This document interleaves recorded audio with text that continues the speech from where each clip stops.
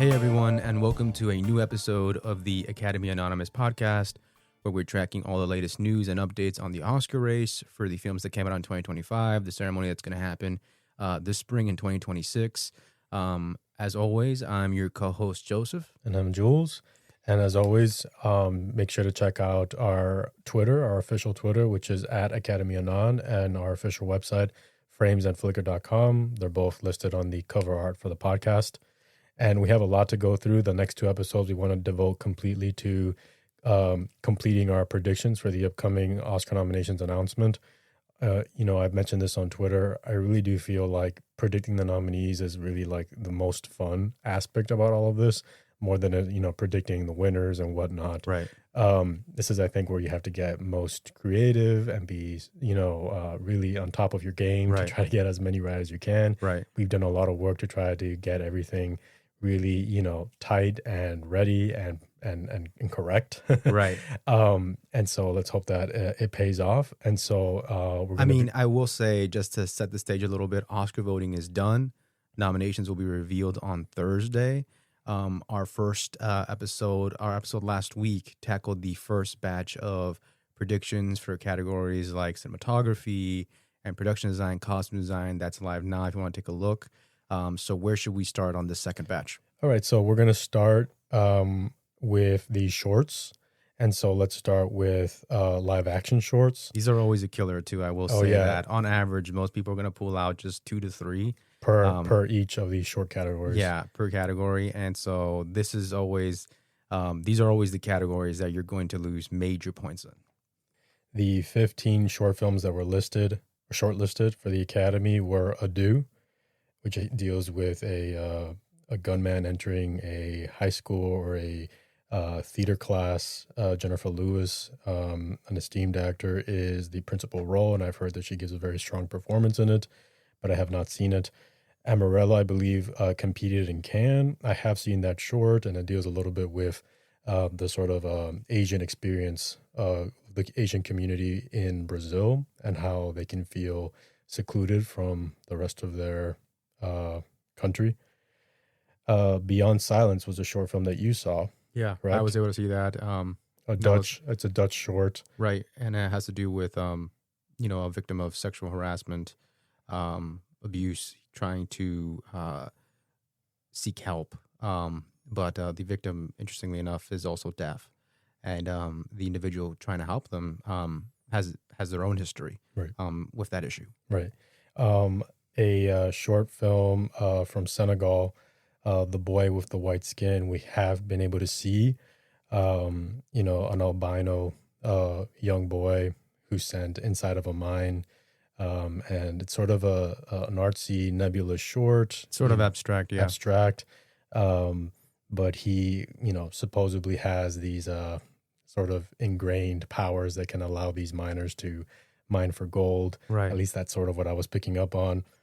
You as well? Yeah, something akin to that. Or again, it's perceived, right? Right, yeah, exactly. A perceived sort of talent power. Butcher Stain is from Israel, of a Arab butcher that's accused of removing hostage posters. I have not seen that one. I don't think you have either. No. Butterfly on a Wheel, I think, is a musician struggling with OCD and anxiety. We haven't seen that one. Dad's Not Home, which is an interesting short that I have not seen, but I have my eye on. Polish short won the Student Academy Award, I believe. Yes, and I think their father, it has to do with dementia, I believe. Right. And the father is struggling through that, and his children are, I think, trying to hide the fact that, they have a father that is not well. Right. Extremist is a Russian short. And it has actually a lot of notable names behind it. Right. And we'll be talking about that a little bit more shortly. I want to tell you, right, we did see that short, and it's actually based on a real life story of a woman who was performing an act of protest and was then incarcerated for doing so. Mm-hmm. A Friend of Dorothy is a UK short that we have seen as well. Starring a very talented and comedic, memorable performance from Mary Margulies. Yes, and that is centers on a relationship between her and a young black man who they're both sort of attracted to the arts and the friendship that they form. Like she's becomes a mentor to him. Yes. Jane Austen's period drama we have seen as well. And it's sort of a riff on the Jane Austen world. And sexual politics. In sexual politics, exactly. The period drama is very specific. Right. Pun intended. Yeah. Pantyhose, I believe, is a Finnish short. Right. We haven't seen it, but a couple is going to an important gala, and I think they have a hole in their undergarments. I think that's what it's about. Right. The Paracombe is a British short, and I think it has to do with a sort of mermaid, sort of horror aesthetic. One of the few sort of speculative short films on this list. If we haven't seen that, Rock, Paper, Scissors was a short film that won last year the BAFTA, and has to do with the Ukrainian-Russian conflict. I think partly inspired by a true story. I agree. Yeah, exactly. Partly inspired by a true story. And then The Singers. We haven't gotten to see Rock, Paper, Scissors. The Singers we did get a chance to see. It's actually my favorite short. One of my favorite shorts I've seen this year. It's an incredible short. It's incredibly moving, and it's very enjoyable, very charming. And I think it was just aces. I thought it was fantastic. Agreed. And I certainly hope for a nomination for it. And I don't want to spoil too much, but it's kind of an abstract short as well. Yeah. But also like widely accessible and kind of like emotionally speaking. Yeah. So it's really just about a group of men hanging out at a bar. I don't think you don't have to say more than that. Right. I think. Right. And then the last short is two people exchanging saliva, which we have also seen and has some people. Some important names backing that film as well. Premiered at, I think, showed at Telly, right? Yeah, I think. and it's, this blossoming relationship between these two women, but it takes a very specific style, aesthetic approach. Mm-hmm. And so those are the 15 shorts. And it's a strong list this year, I will say. I think that from the ones that we have seen, we've seen, I think, a substantial amount. It's a strong list. I mean, as always, I wish that I could have seen all of them. Unfortunately, I think I have my favorites, and I have some that I'm less thrilled about. Right. But as far as our predictions go, we're sort of in between a strong core group, and I think the nominees will come out of this group, and that's The Singers, Beyond Silence, Rock, Paper, Scissors, Adieu, A Friend of Dorothy, Extremist, Jane Austen's period drama, and Dad's Not Home. Right. Unfortunately, there are a group of films here that I have not seen, and so I'm going to have to go on instinct and what I think they're generally attracted to. Right. So because I think that The Singers is so accessible and so well done, and I believe you mentioned to me that I think Netflix just bought this. Yeah. Right, and also I think someone's involved in it.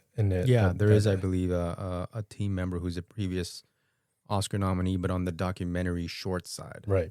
But I think that could help. I think that could help. But it's just such a strong short that I have a lot of faith that when voters see it, they'll respond to it. Yeah, as do I.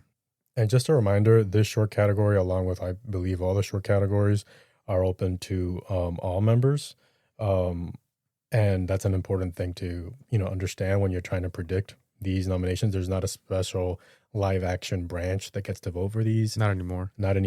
But interestingly enough, and I think this is important, in order to vote for the 5 nominees, you have to see all 15 short films. Yeah. The finalists. Right. So I think that if you opt to participate, you're also opting to see all 15. Right. How they regulate that to make sure that you saw 15, no idea. I don't know.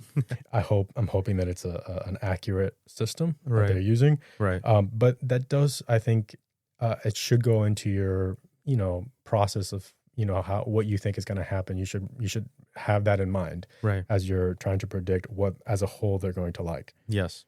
The next short that I think we feel good about is Beyond Silence. Yeah. Which again I have not seen, but you have. I did, yeah. And I think it's the kind of short that again, the social political messaging that's happening there with sexual harassment, is the kind of thing that would resonate with them in this category. I agree. And I think there's usually 2 or 3 shorts that have a heavier subject matter that voters tend to reward with a nomination, and this certainly qualifies. And you add to that that International. this is an international short that I think that only makes it that much stronger. I think it's a short that's going to resonate with a lot of viewers. It has a strong point of view, has really strong performances from the three leads, and there's a sort of engrossing factor to it, and it's framed in a unique enough way where it's memorable. And so I think it should be safe for the nomination. I think it's a dark horse for the win. But yeah, I do feel a little bit confident in that. Right. And I will say also, the more pessimistic way of looking at some of these short categories is that there is social political themes around many of them that end up getting mentioned for live action, documentary, even to some extent animated sometimes. Oh, certainly. And so, that is true. And that can be a little bit frustrating. Mhm. But sometimes these shorts are well done, even with those that kind of blatant Right. messaging Yeah. that they're trying to get across. Yeah. The next short that I think some pundits are feeling good about, I haven't seen it, so I'm going with my gut here, is Rock Paper Scissors. Mainly going with the fact that it won the BAFTA, but we shouldn't mistake that because it won the BAFTA award, it's destined to get nominated for an Oscar for an Oscar short category. Right. I think it helps, but it's not a guarantee. Yeah. That being said, again, because of the timely context of it all, I think it's something, again, that stands to resonate with them. A father and his son are operating like a makeshift hospital, like, right in the middle of the conflict, and, enemy soldiers are closing in. And so I think that that's going to resonate with them, but especially, if you think back on last year's short, one that I think many thought was going to win live action, LEN, which dealt with, again, the immigration process. And of course, we're seeing a lot of that transpiring, my apologies, here in the United States. The reason I bring up that short is because I think that short is done in such a way, to create, this tension, this very tense sort of experience. And I think that's something that that resonates with voters in these for these categories. The more that the film feels, this propulsive, tense, experience, exercise, I think the more that they tuned into it, Right. in a way. And so I'm assuming that Rock Paper Scissors has that kind of is using that as a tool. I think everything you said is valid, and I'll add to that usually there's maybe one or two spots reserved your year for a short film, a live action short film that has a little bit of a more ambitious production scale, if that makes sense. And so they're staging this, during a time of war. And so you'll often see at least one of these five have a little bit of a meteor sort of production value. And I think that this might fit that bill as well. Yeah, I agree. And then I think that's where it gets tougher. And so one film that I think we've agreed to include in 5 is Adieu. Yeah. With Jennifer Lewis. Right. This isn't a filmmaker that has a lot of credits.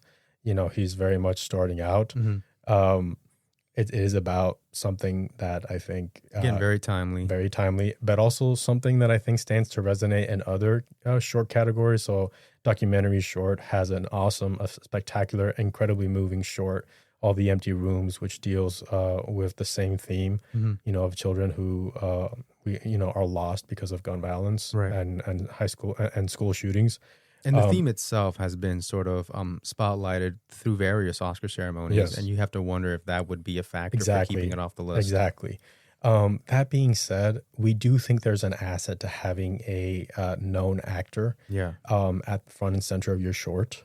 I have heard from people who've seen the short, again, we have not, that, it's a little bit by the numbers, it's a little bit unimaginative, it's a little bit, direct, it's a little bit mediocre. Right. That being said, it reminds me a little bit of a couple of years ago when David Oyelowo was in this Netflix short, I think it was called The After or something like that, which wasn't necessarily breaking new ground either as a short, was very expected, very, very predictable, a very predictable short that still got in.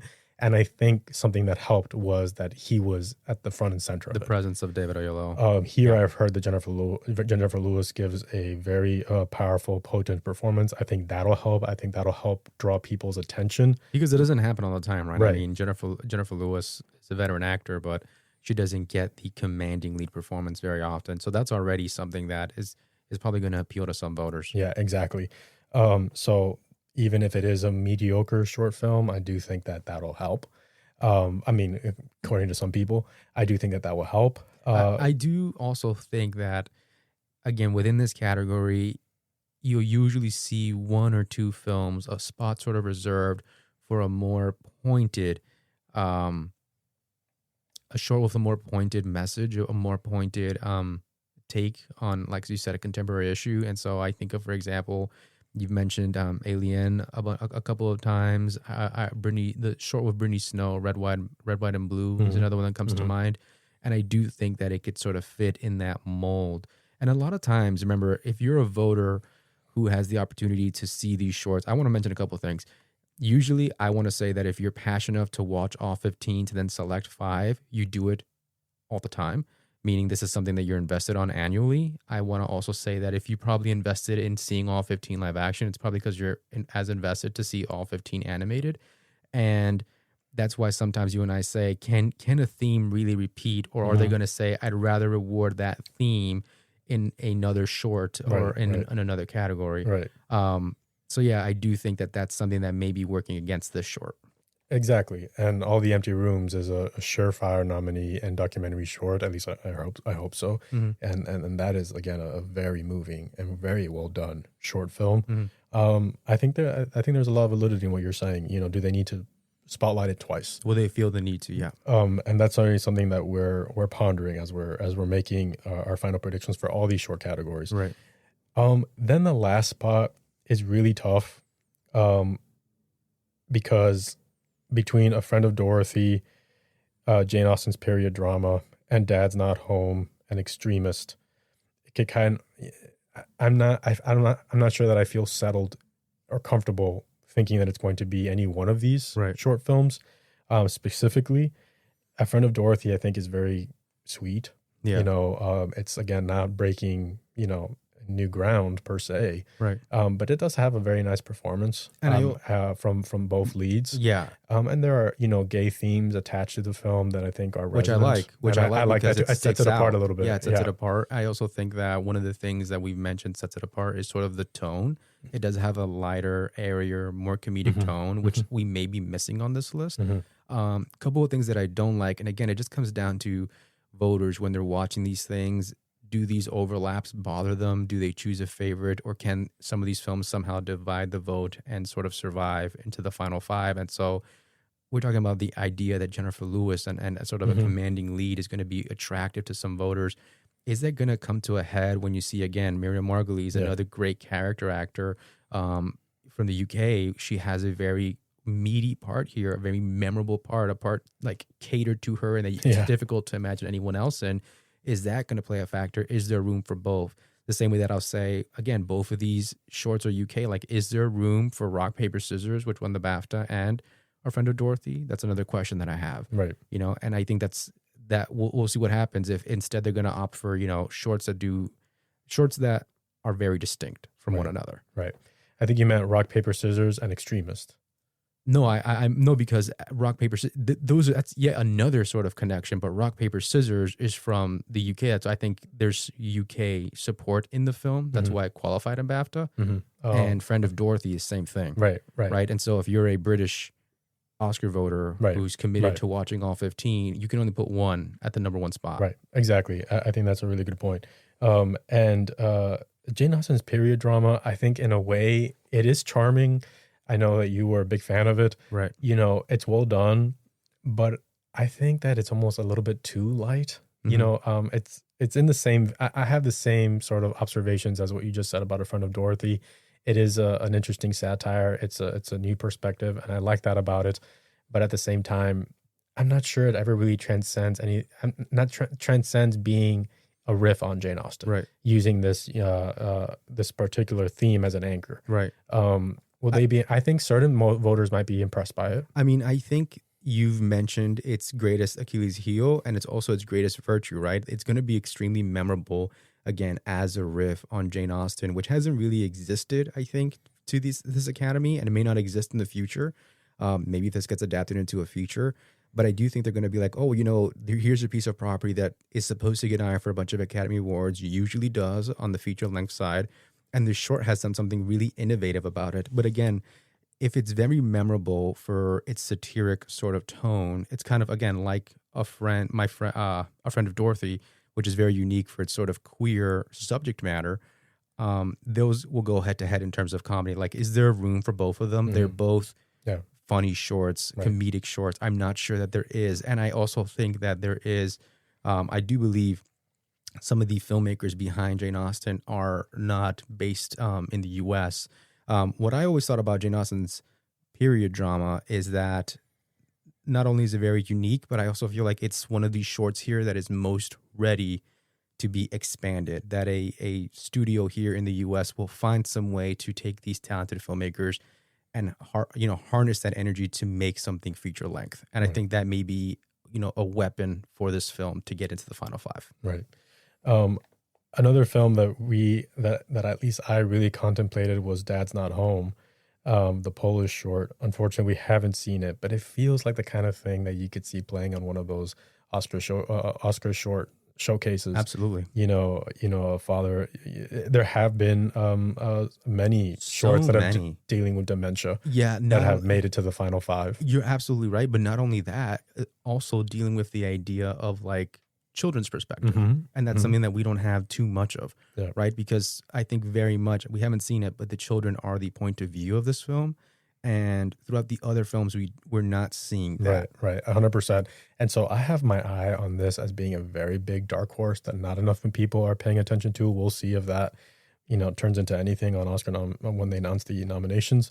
But unfortunately, I haven't seen it. So I have to just go with, at the end of the day, I thought the best thing that we could do is cover our bases and put Extremist as our number five prediction. What I really like about Extremist, besides, that it's based on a real life account, I think that helps. Right. And of course, there's a context to this that I think is timely as well. But what I really like about it is the producers that are attached to it. Yeah. It has a lot of well-known executive producers that are attached to it.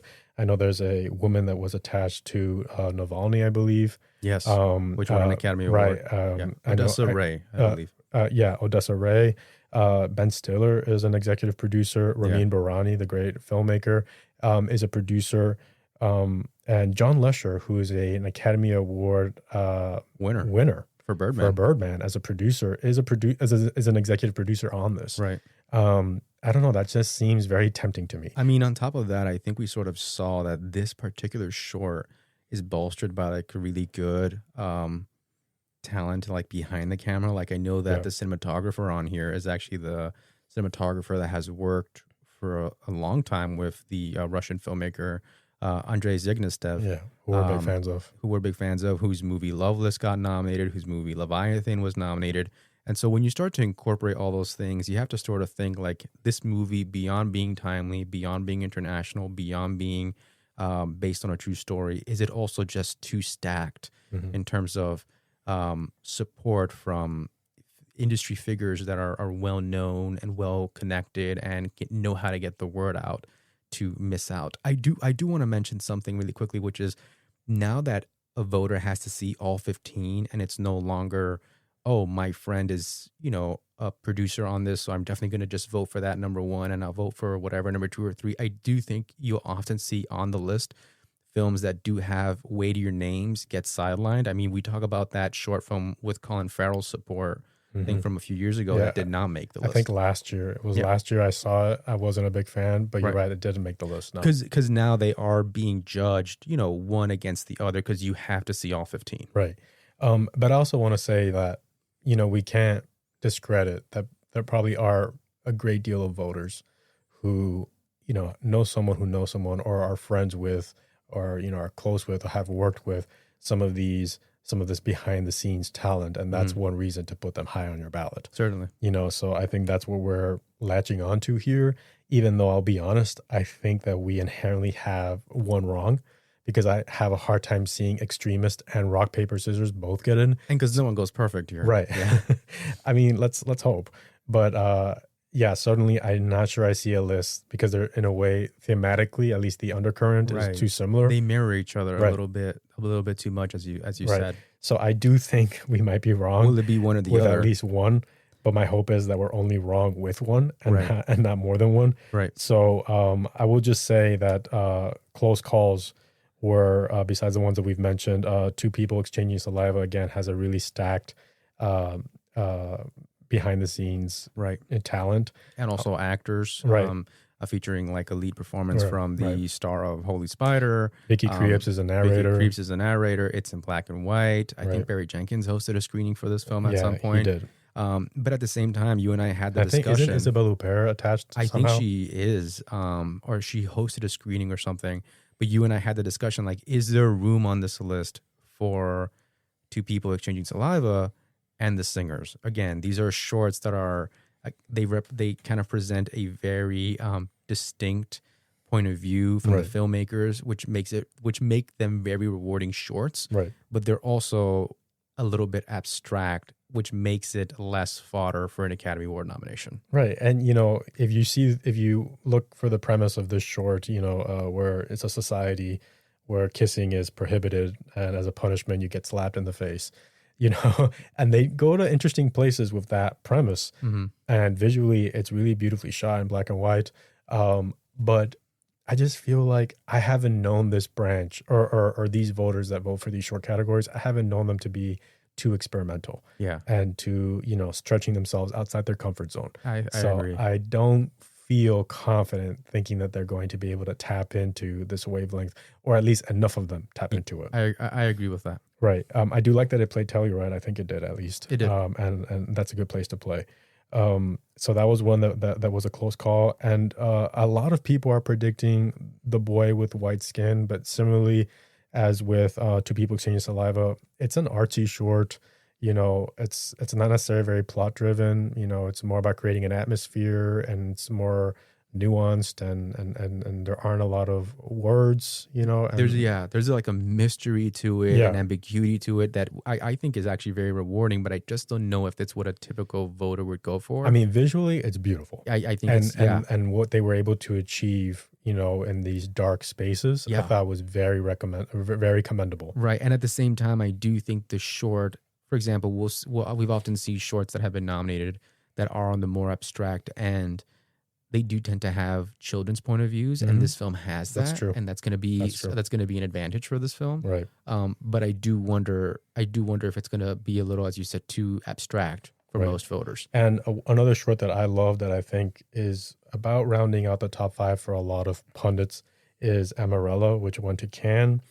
And again, it's just a young woman with an Asian background who's living in Brazil with her family, and it's happening during the World Cup final, I think in the 90s. And, as she's trying to celebrate, because she's very passionate about the sport as well, the community around her kind of secludes her a little bit because she's not originally from Brazil. And I have to say, I thought it was a very well done short. But it's also very nuanced. It takes its time. The pacing, it can be slow. But visually, it was very precise. And I thought the lead performance from the young girl, I believe her name is Melissa O'Hara, it was really poignant and really touching. And so there is a part of me that's wondering if voters see the short and are as compelled and moved by her performance as I was. And how well done the short is as well. Even though it's more subtle and more nuanced, if that could be enough to grant it a spot in the 5. I think it would be nice, because I think it's a very well done short. But I wonder if some of these other shorts have, these social political messaging that might be a little bit more blatant, or might be a little bit more accessible for some voters. I also think it'll be interesting to see, because I believe that short is coming from Brazil, right? Mm-hmm. And Brazil is going to play a factor in so many other races that if you're a voter, do you take this opportunity to say, I'm going to reward a film that's not from Brazil and maybe from another country that's not going to get a spotlight? Yeah. Or do you double down and say it's just going to be a great day for Brazil and you're going to nominate Brazil, across multiple categories, including this one? It could happen. I'm curious to see if that's the case. All right. So our final predictions for a live action short are The Singers, Beyond Silence, Rock, Paper, Scissors, Extremist, and Adieu. So let's jump now to Best Animated Short, which is a category that I really love. And again, remember, the Academy at large could vote for this, but they have to see all 15. Animated Short, I think, is especially enticing to voters because it's the most forgiving in terms of the time commitment, because a lot of these shorts are usually under 30 minutes and most of them under 15. That's a good point.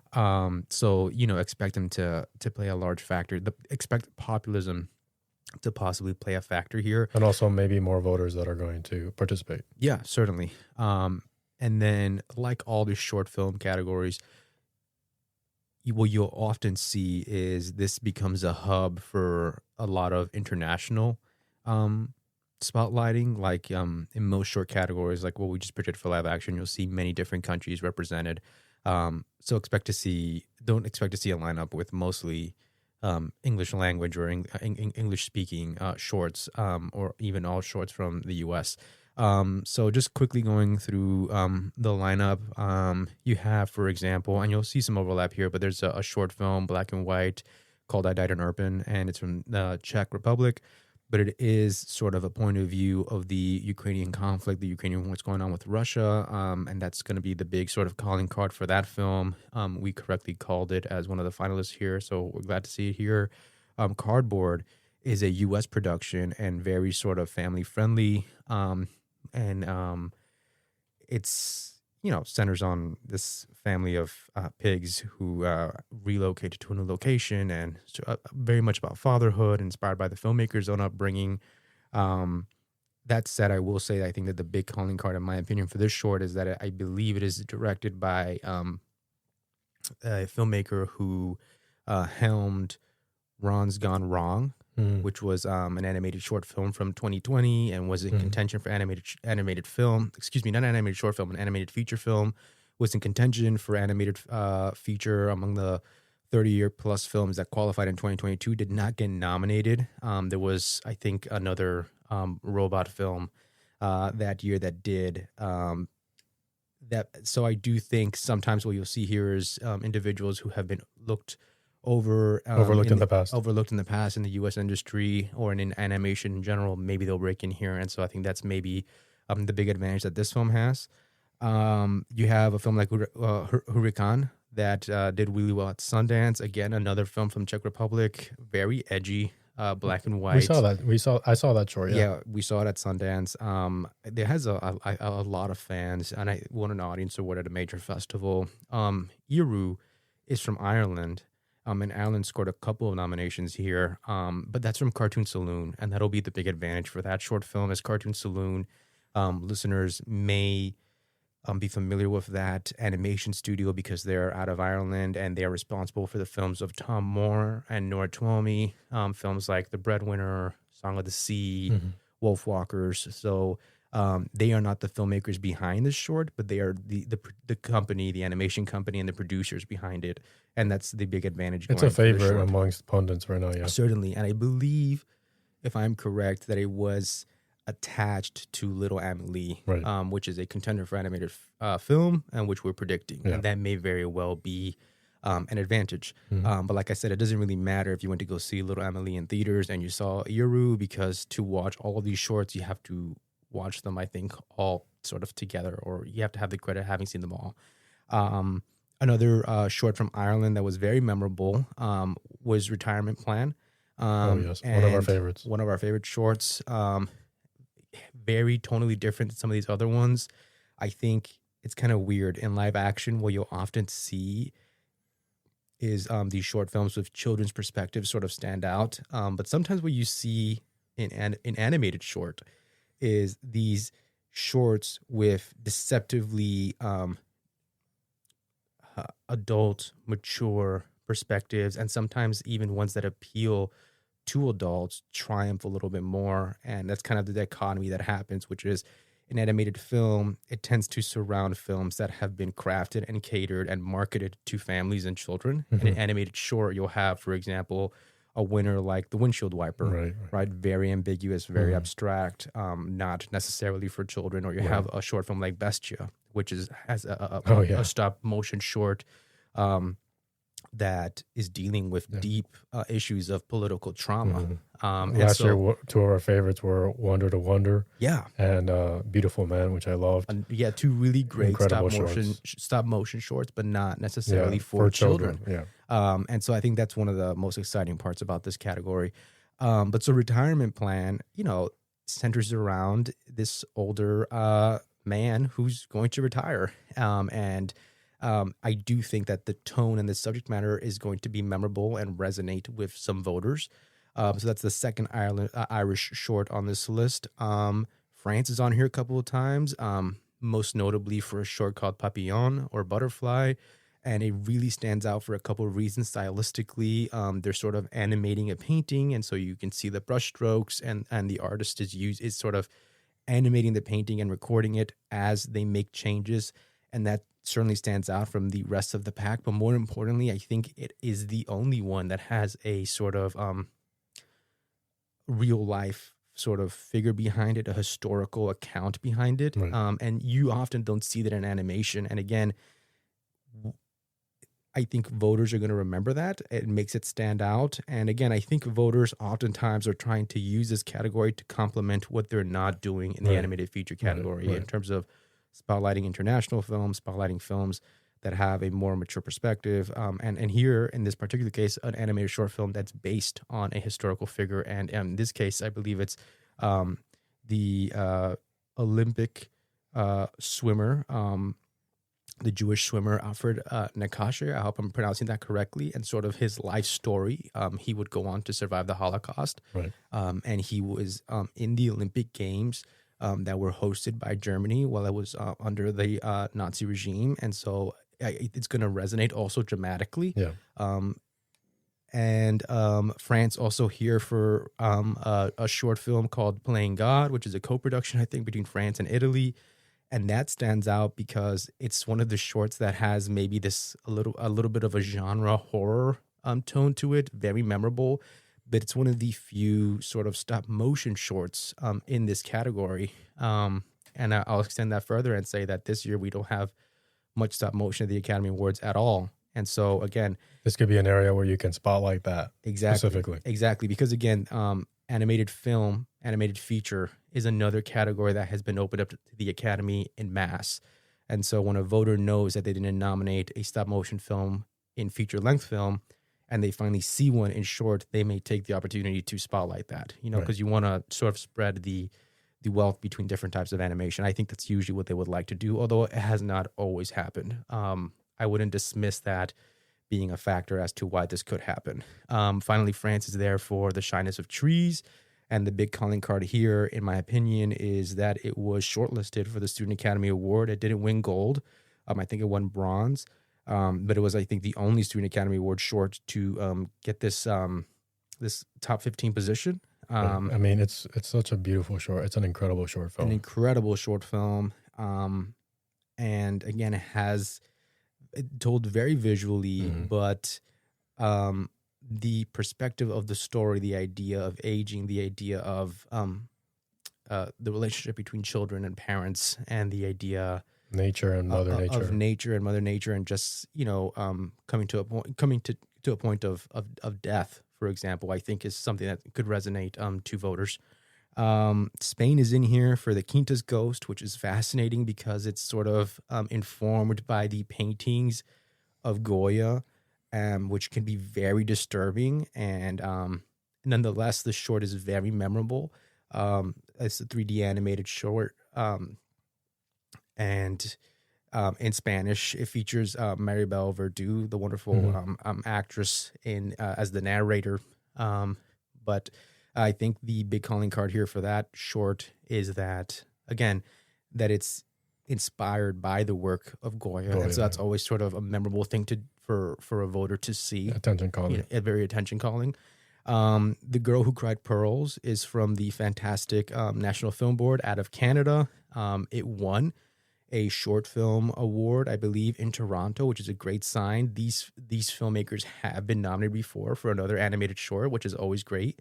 And it's one of the other stop motion films on here, and they do a lot of really unique things, incorporating sort of found items, and the short has this sort of tactility and rustic look to it that's very appealing.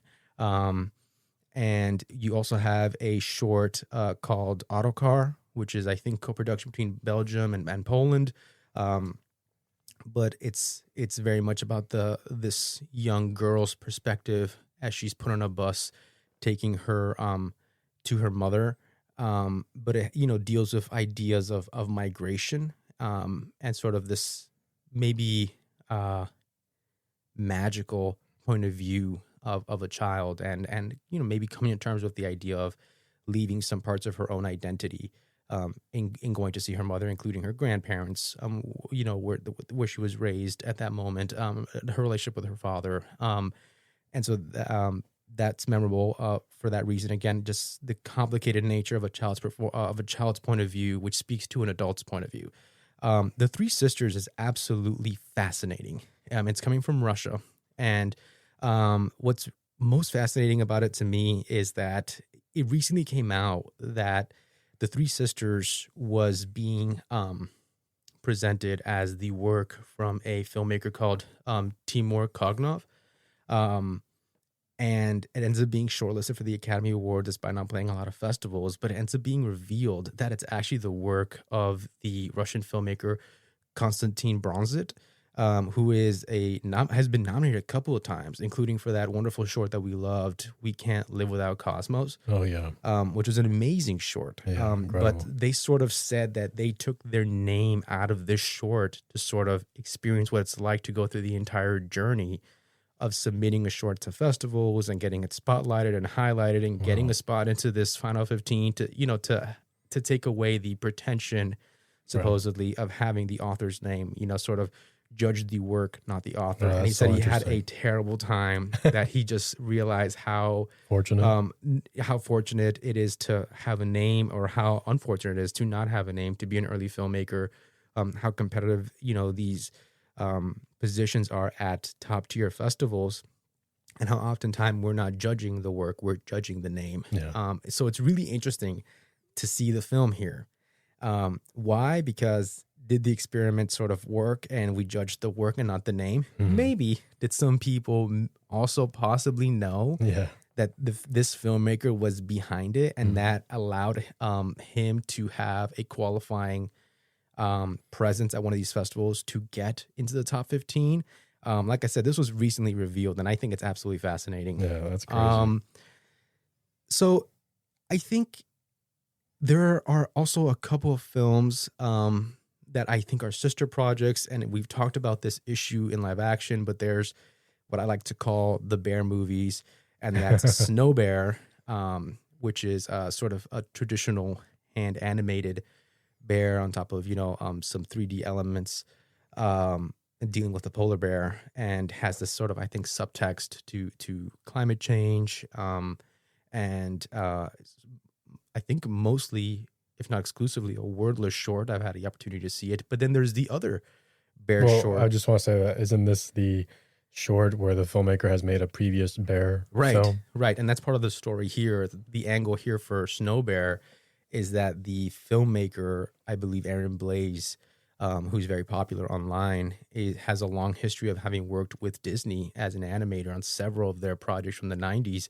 Very well known for that, but he eventually got a nomination in 2003 for Best Animated Feature for Brother Bear, which could be a factor here in his favor or possibly against him.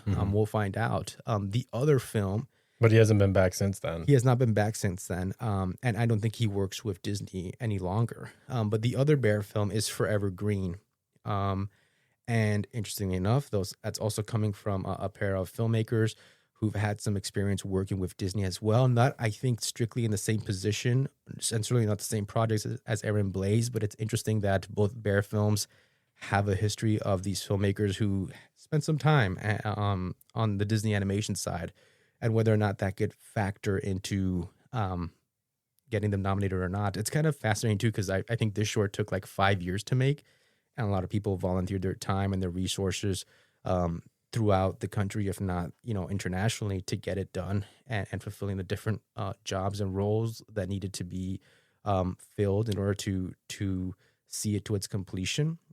It's also a short that is animated on computer, but I think the filmmakers went through great lengths to give this film this aesthetic of sort of a wood carving, to the point where they carved out of wood different elements that would be used in the film, to then study that and use that as visual inspiration, and use that as sort of the structure, the visual structure for how they would make the short. And so it's sort of like that short film that got nominated last year from Japan, Magic Candies. Oh, Magic Candies, yeah. Which you would think is, using puppets and stop motion, but it's not. It's all animated on computer. But it does imitate a style that some voters are going to think is actually that, and it's not. Right. And then there's the Night Boots. Night Boots, which actually won a pretty big award at Annecy, is really fascinating, I think, because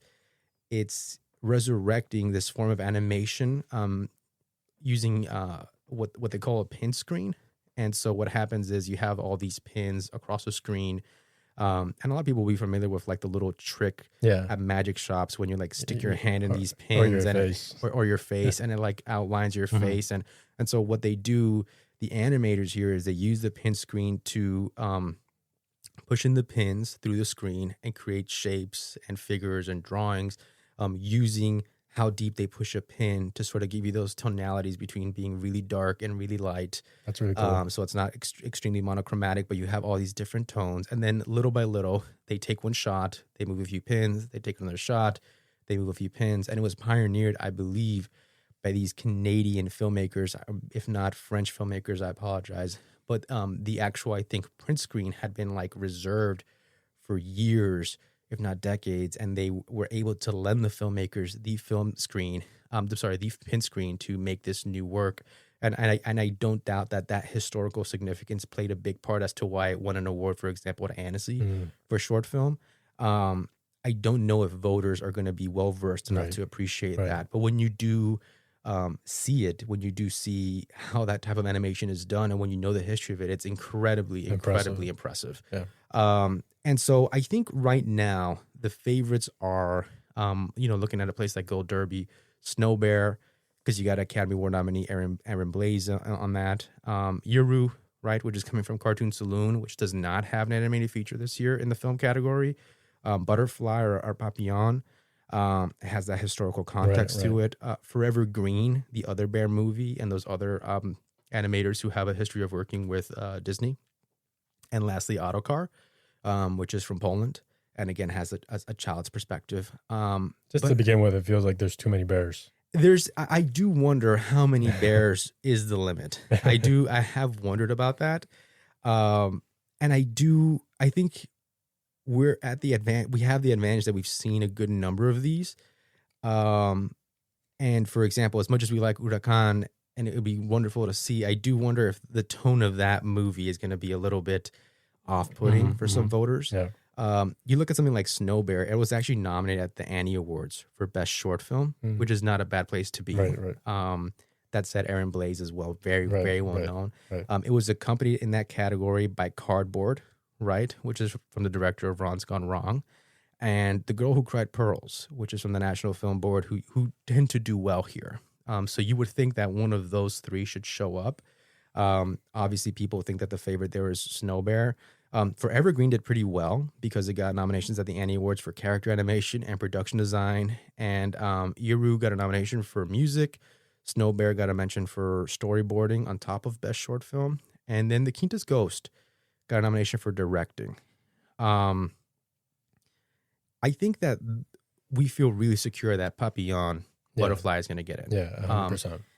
I think the context helps. The subject matter helps. But I think it was nominated for a César. Even though it lost, that should help it get in. Yeah. I think the other one that we sort of agree should get in is between the two Bear movies, we're sort of siding for Evergreen because we do think that most voters are going to appreciate the aesthetics of that film possibly a little bit more. I think everyone is under the impression that Snow Bear will make it because of Aaron Blaise, but I think from what we saw, most of the time when you're a previous Academy Award nominee in a bigger category, a more top tier category like animated feature, they resist in nominating you in this short category. It doesn't happen often. And I think some people are mistakenly under the impression of referencing someone like, I believe, Glenn Keane, when he made the short Dear Basketball, which won, remember, with Kobe Bryant. And he has a long history of working with Disney as well. But he had never had a nomination before then. That mattered. And a few years later, he would go on to be nominated finally for Best Film for Over the Moon. But I don't know if Aaron Blaise can go from being nominated for Best Feature in 2003 to 20 years later being nominated for Short Film. Right. I don't know if it helps that they're both Bear movies, Brother Bear and Snow Bear. I think that doesn't help, That said, I do think like it's, allusions to climate change and sort of the climate crisis could be advantageous. Is going to be very advantageous. But it's not unlike, again, Forever Green, which has that in the subtext too. So again, I do wonder, like, is there enough room for both Bear movies? Doesn't sound like it. And between the two, I think Forever Green is the one that stands out a little bit more.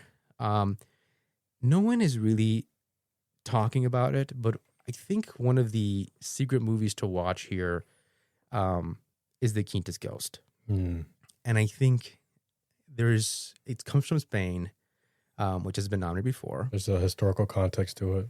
There's a historical context to it because, Goya is a figure in it.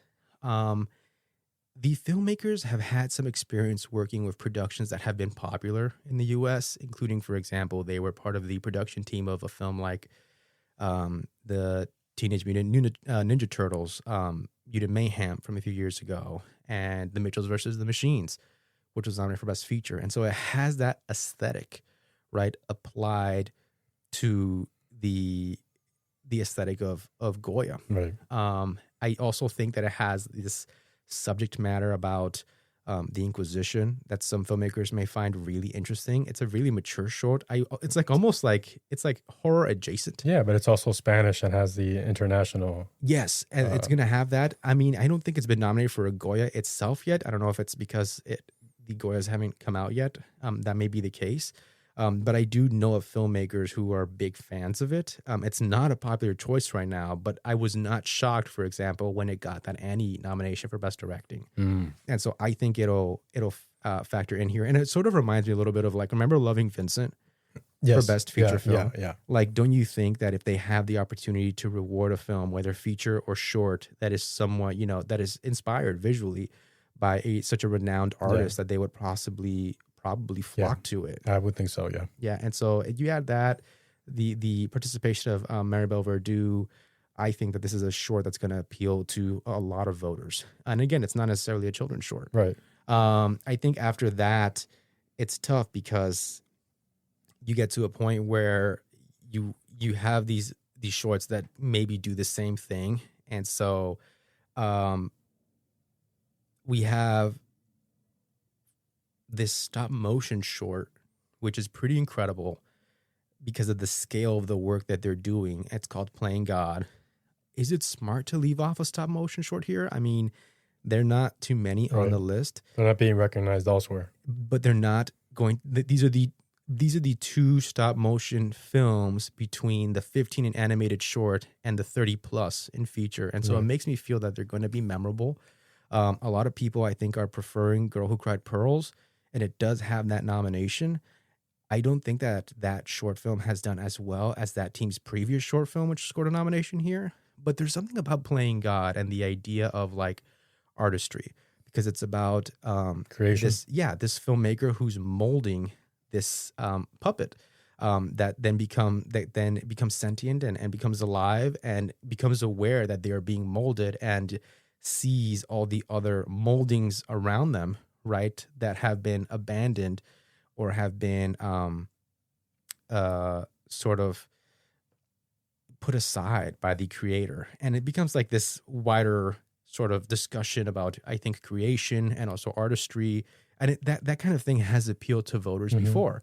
And I think not only is it based off stop motion and the puppet, but like the way that they're using the clay on the puppet, I think we've seldom seen in a long time. We're talking about having to go back several years to see a film done with claymation, and not just puppets. So like not like Wallace and Gromit, but here like they're really animating just the strokes of how they're molding that clay little by little. And yeah, I think my only question is it too dark when you already have the Quinta's Ghost there? And it's, again, another very dark tone of a film. That's my only hesitation with the piece, because I do think that the scale of work in it is going to be impressive. I do think that this category, for example, does, award shorts that have had success at notable festivals, and it did premiere in Venice, which I think is pretty big, the same way that Papillon, I believe, premiered in Berlin and did really well. And so that's going for it. So yeah, I think right now we're signing for Playing God, and that's coming out of Italy and France, co-production. But the last short that we think may have the edge here is actually the Shyness of Trees. And we had a hard time deciding between a few shorts for this last spot. Right. I think we're leaning towards the Shyness of Trees, because of its thematic content, because it's very emotional, because it's beautifully animated. But I think there's like this, I don't know, there's an immediacy to it. It's very automatic. Like there's so much pathos to it. Yeah, there's something very cathartic about it. Exactly. That I think voters are going to like it.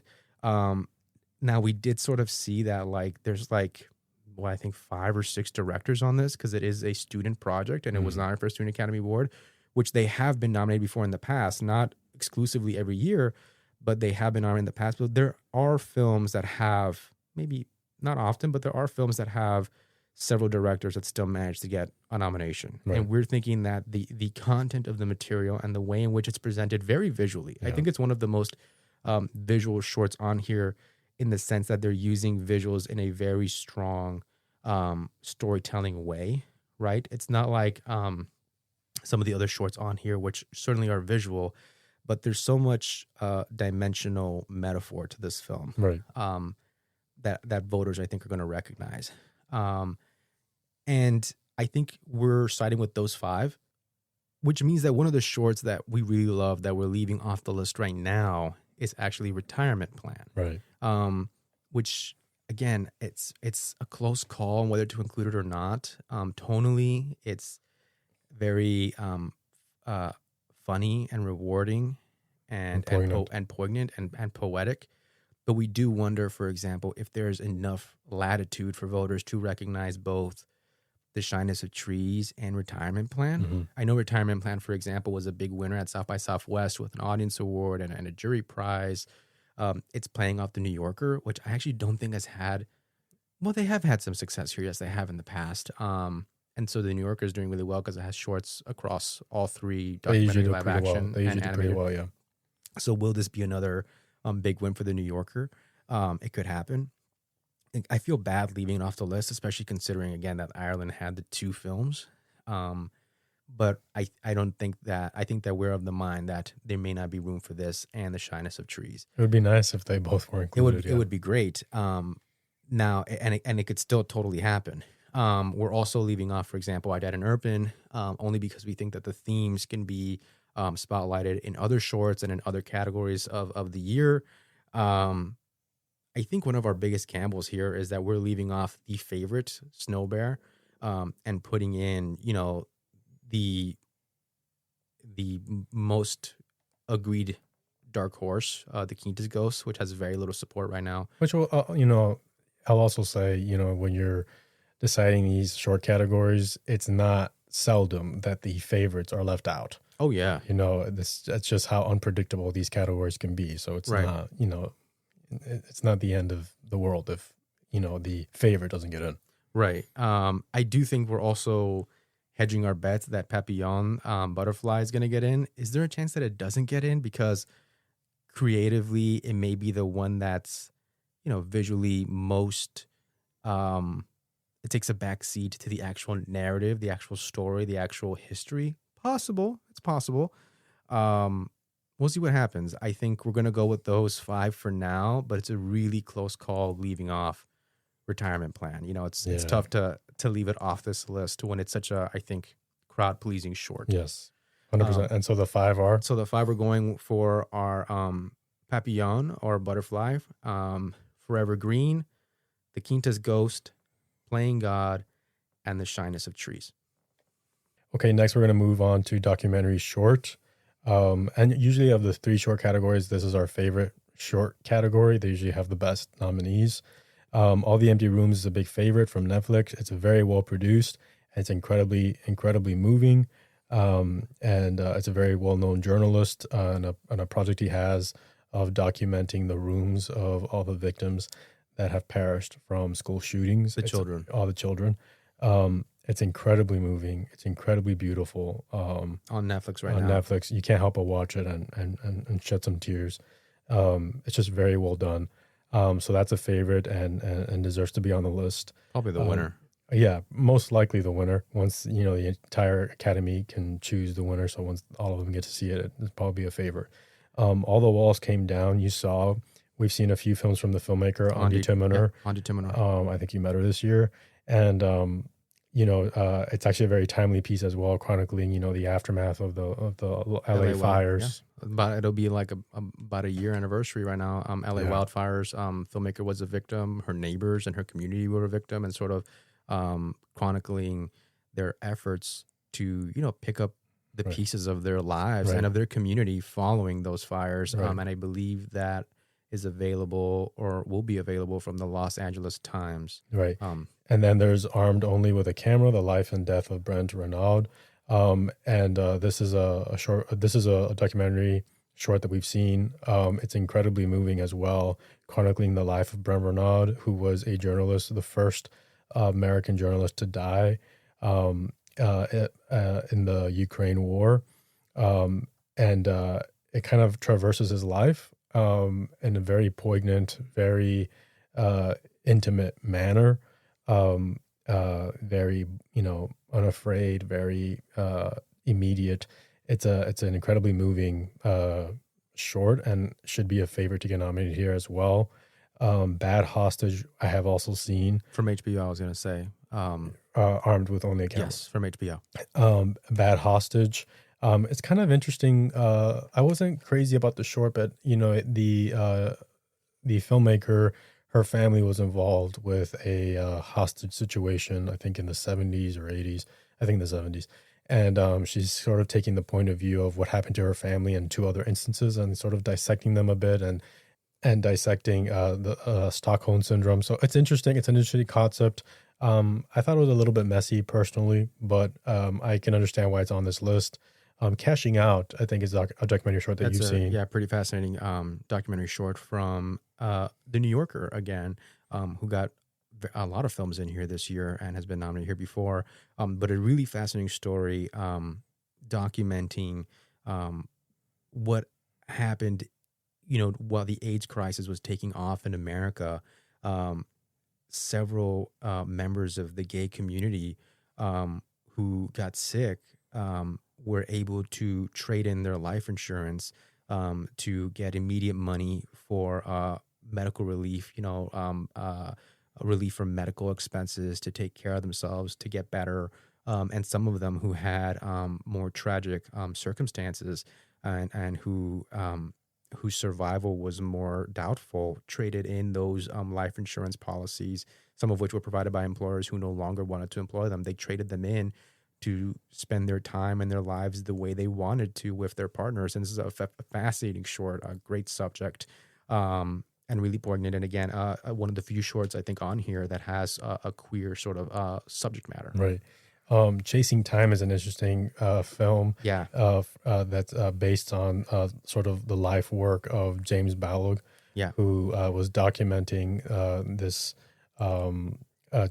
environmental change of the icebergs, Right. capturing them in real time Right, through as his they were melting. through his project, the Extreme Ice Survey. And what's fascinating about this short, which is one of a few that are coming out of PBS and POV, I believe, point of view, is that he's this scientist is also the subject matter of a larger feature length documentary called Chasing Ice in 2012, which was a big hit at Sundance that year, and would, I believe, be shortlisted for consideration for documentary that year, and actually got a nomination for Best Original Song from J. Ralph, and I think Scarlett Johansson's on that track. And so James Balog is sort of ending the experiment, and the short is about him bringing down the cameras, but also sort of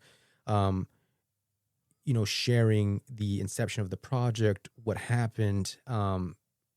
The project originates, as you said, as an attempt to provide visual evidence for climate change, taking a time-lapse photo of these areas where they have these massive glacial structures, and you take a photograph, I think one minute of every hour, that ends up like something like 200,000 plus photographs, and you put them in a time lapse, and it's just, you can see the entire structure just melting away. And at a time when there was more skepticism to climate change, he provided that visual evidence, and so he gets sick, and he's able to survive his illness.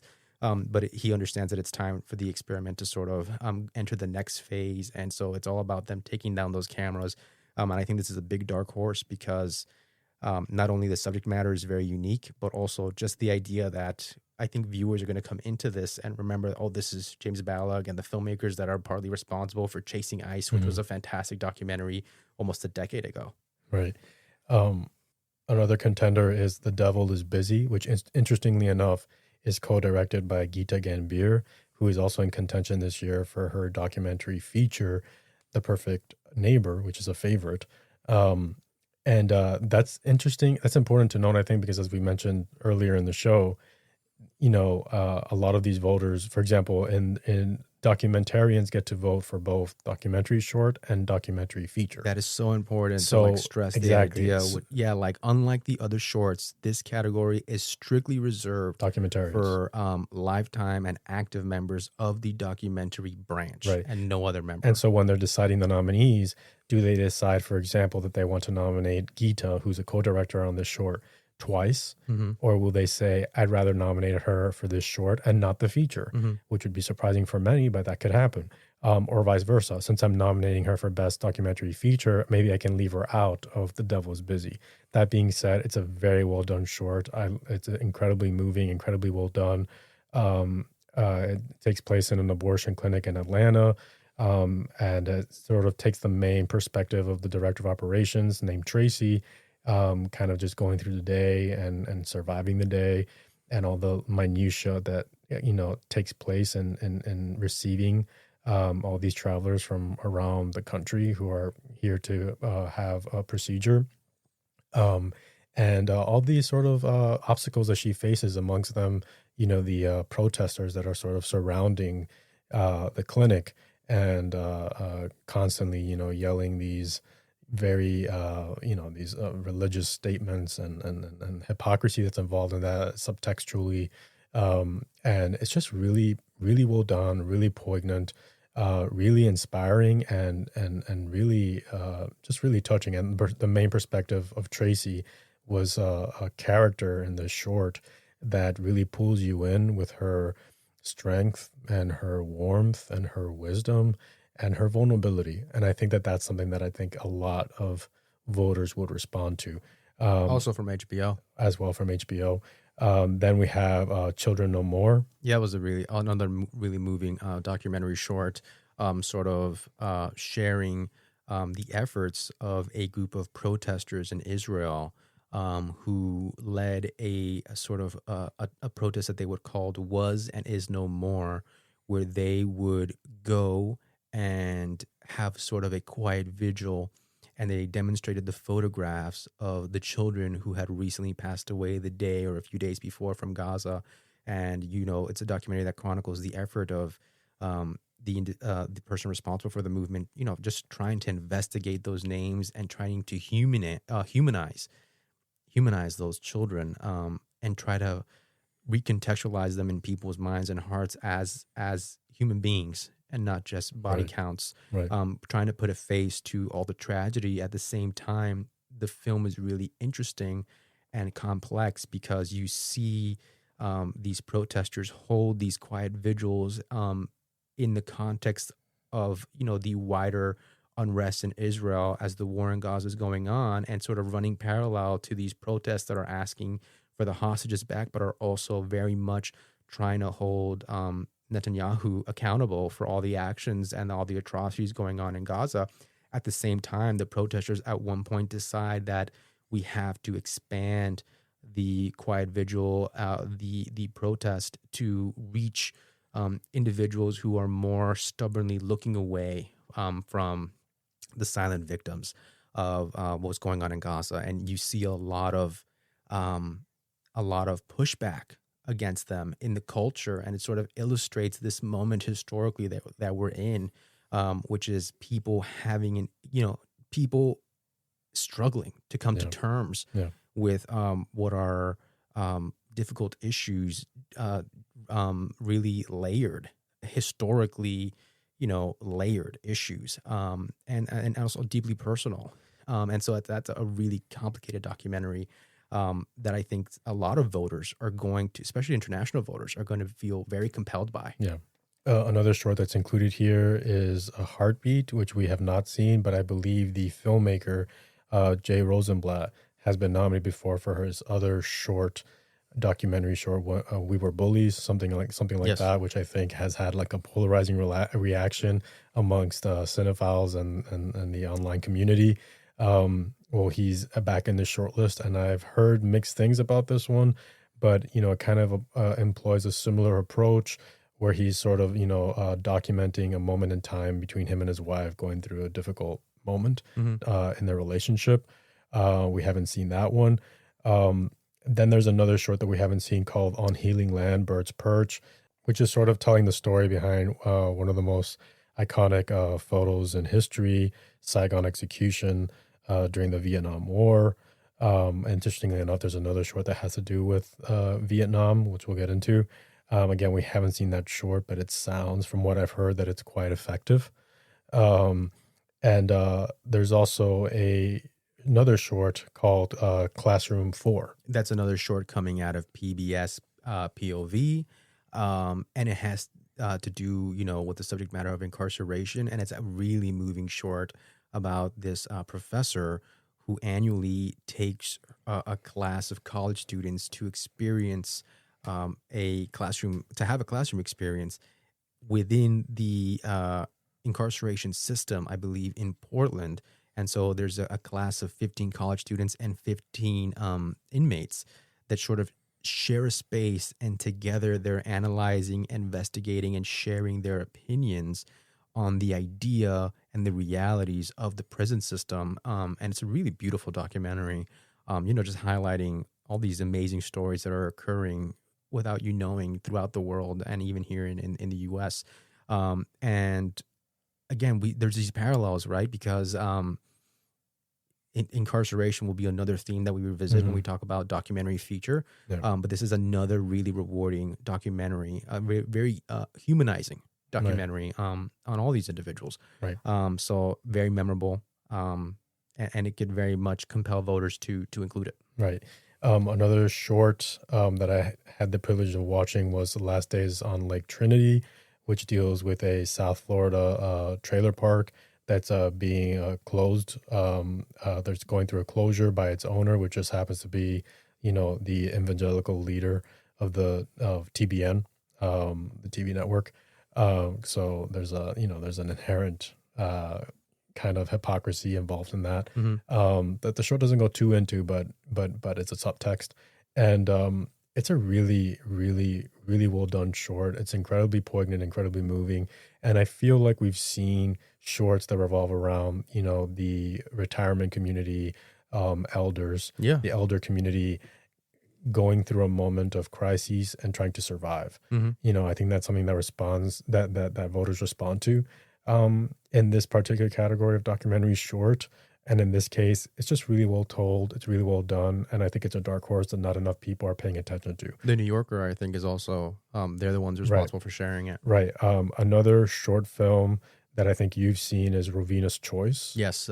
Speaking of the New Yorker, that's a short that shares or portrays this young woman who essentially loses her child due to starvation after the U.S. Pulls out of USAID, and so you sort of see the consequences of that, decision. And so she's sort of giving a testimony of this incredibly difficult position she's in of having to care for this extremely ill child who's, at the border of death, and she still has to care for all her other children, and there's just not enough food to go around for all of them.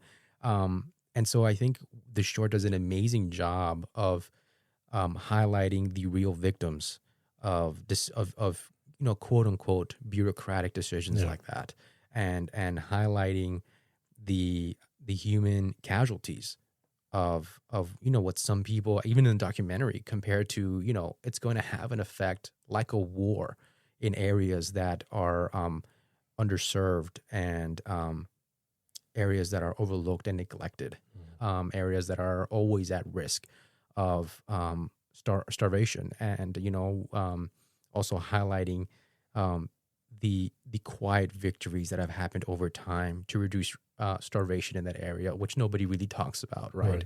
And then something like this happens, and you take for granted that we accomplished that through our sustained efforts, and so you see a huge step backward.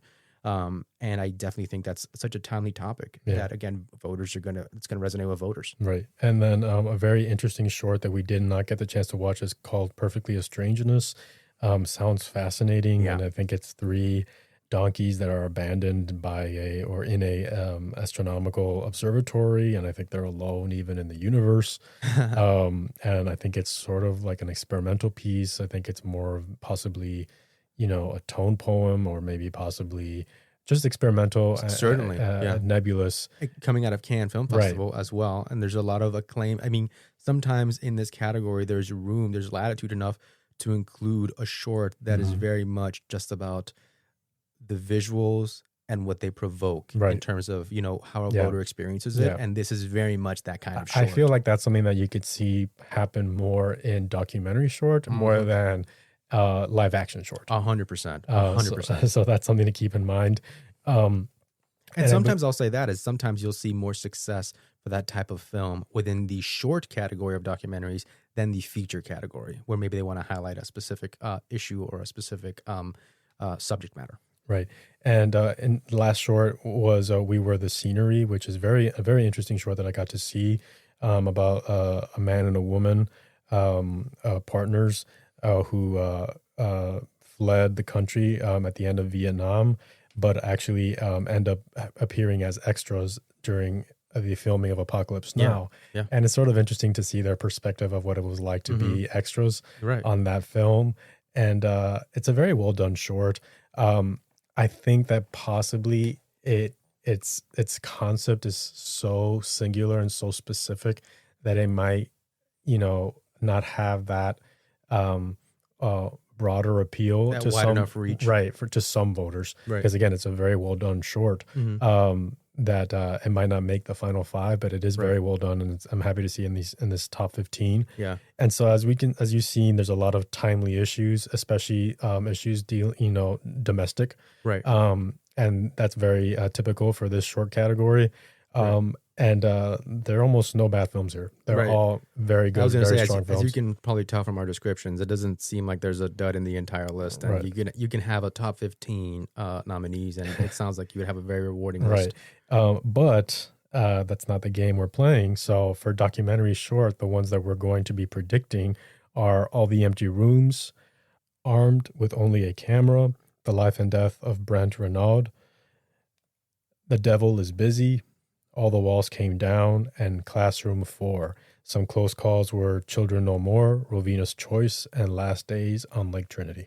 This is, I think, one of the categories that's especially difficult to get correct because, as we just said, there's so much good work here. Yeah. That it's, I'm sure that the final nominees, they end up being inches, not miles between them. Right. But we are, I think, sort of saying HBO will double down and get 2 nominations, and New Yorker will sit out, and PBS POV will get in for Classroom 4. And Netflix, of course, the favorite here to pick up the win. Right. And now we'll use that as a bridge to go into our next category, which is documentary feature.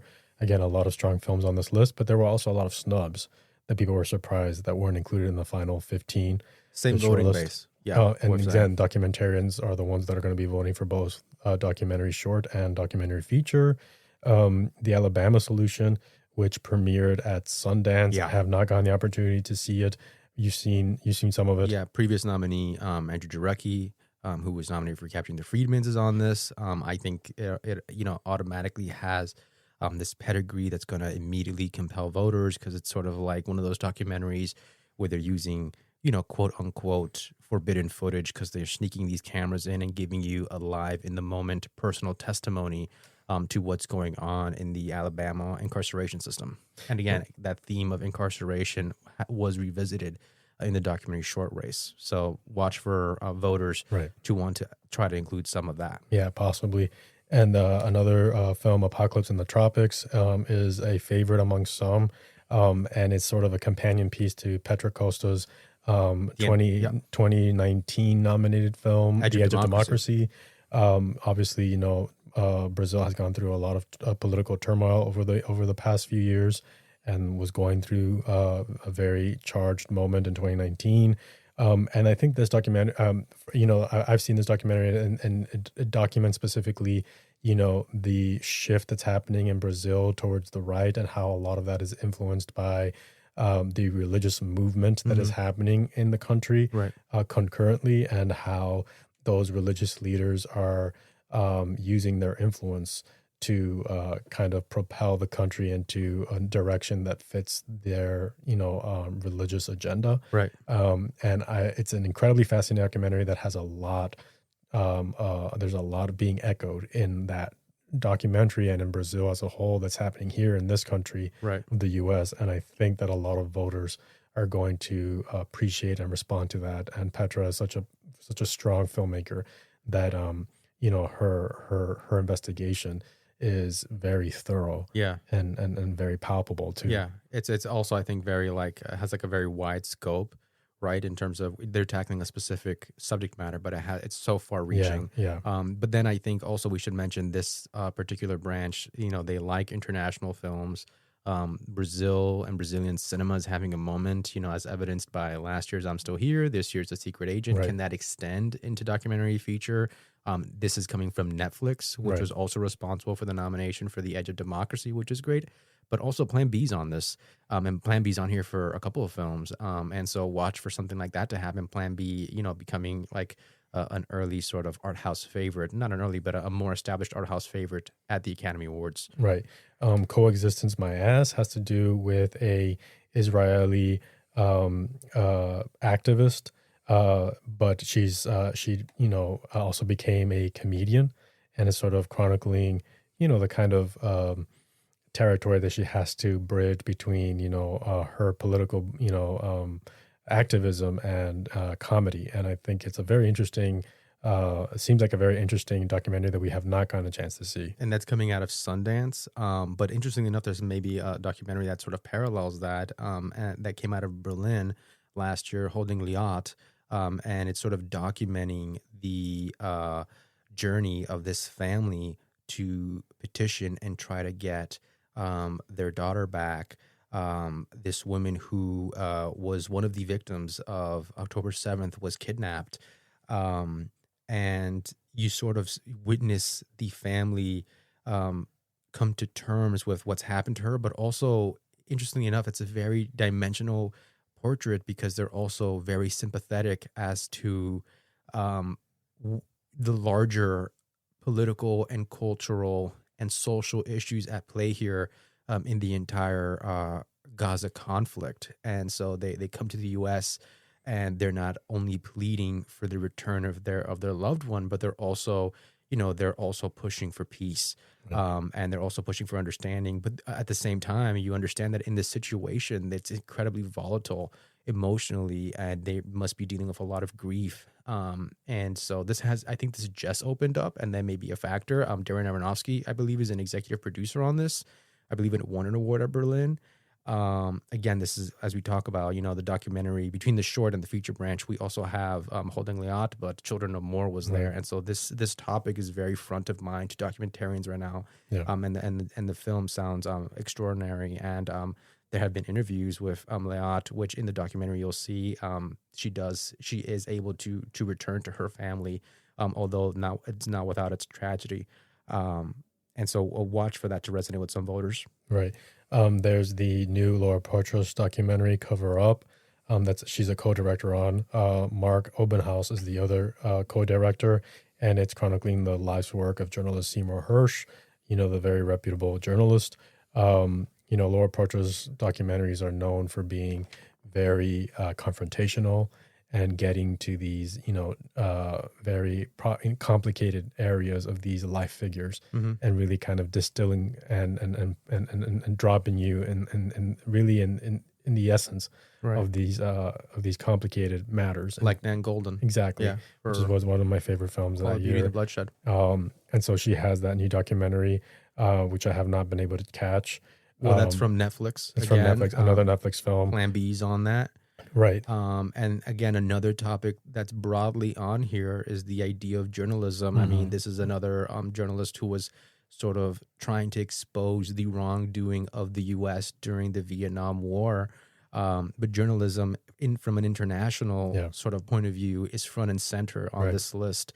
So that's interesting to see. Yeah, and on that note, one of the big films that made the shortlist here, which was really nice to see, and some people were not sure that it would, is My Undesirable Friends, Part 1, Last Air in Moscow, which has been a critic's favorite. It actually won the National Society of Film Critics, the LA Film Critics, and the New York Film Critics, which is a very, very powerful tool to have and in your arsenal.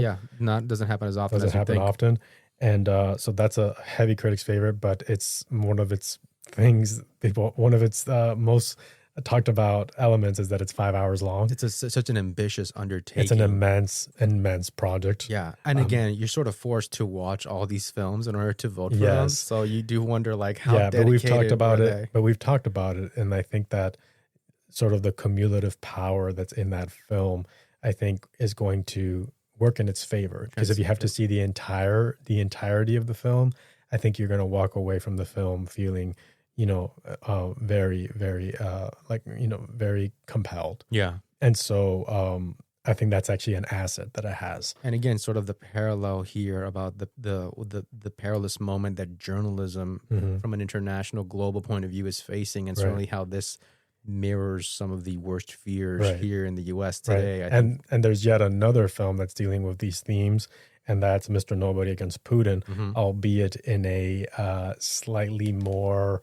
I don't know if I want to say accessible, but there is this undercurrent to that documentary that's kind of, it's charming and it's kind of quirky, but at the same time, it's a very serious matter that the documentarian is going through, and is sort of documenting this moment in his school.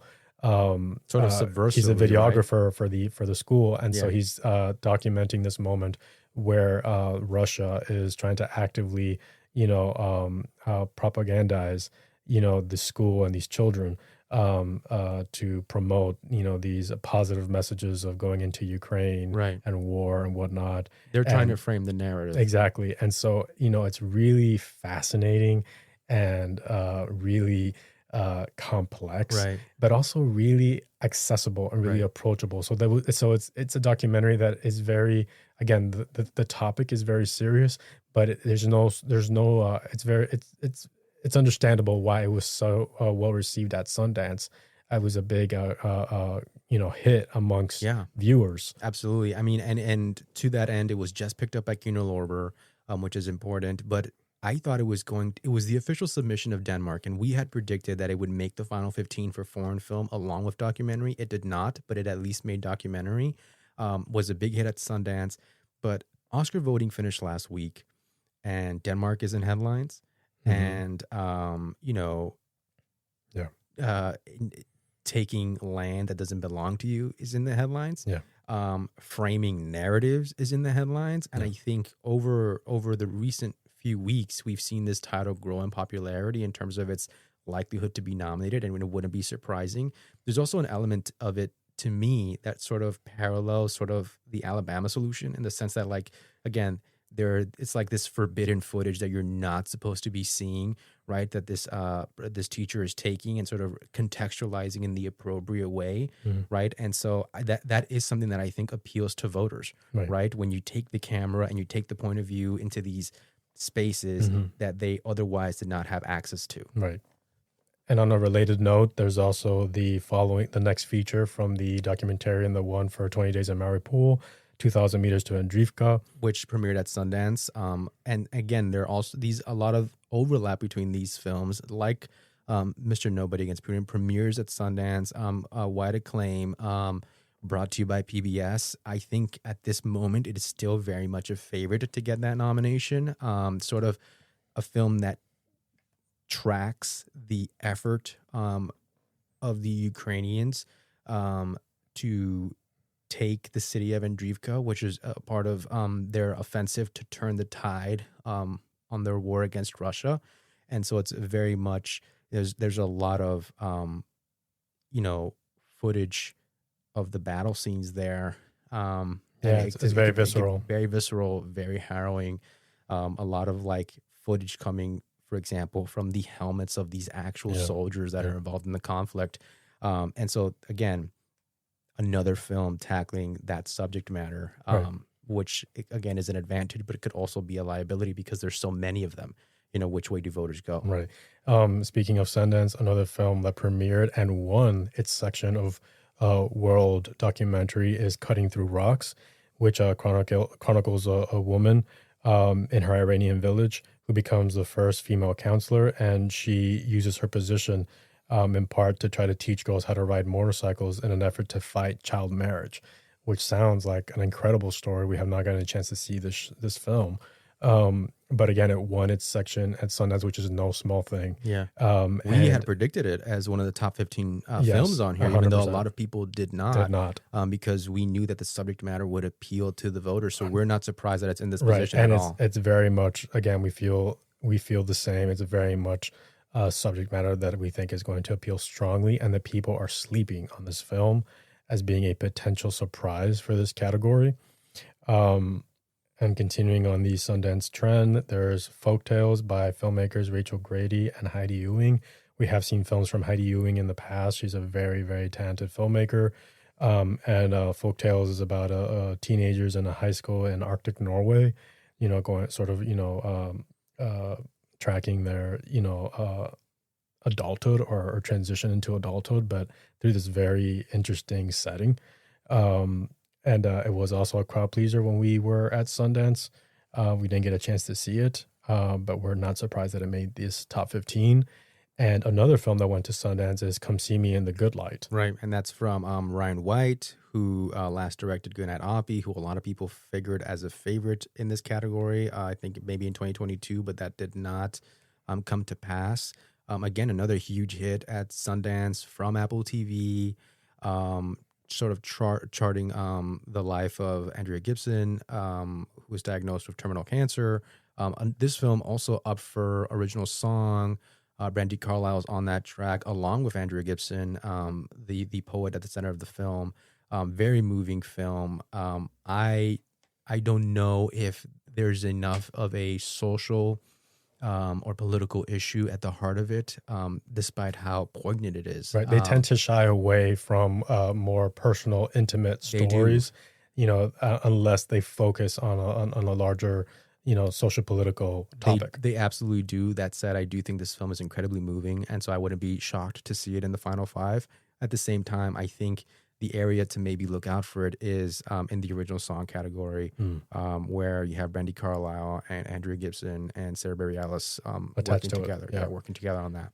Again, yet another Sundance film, Seeds, which won the documentary US section. I believe it also won Best Director at the IDA recently, the International Documentarian Association.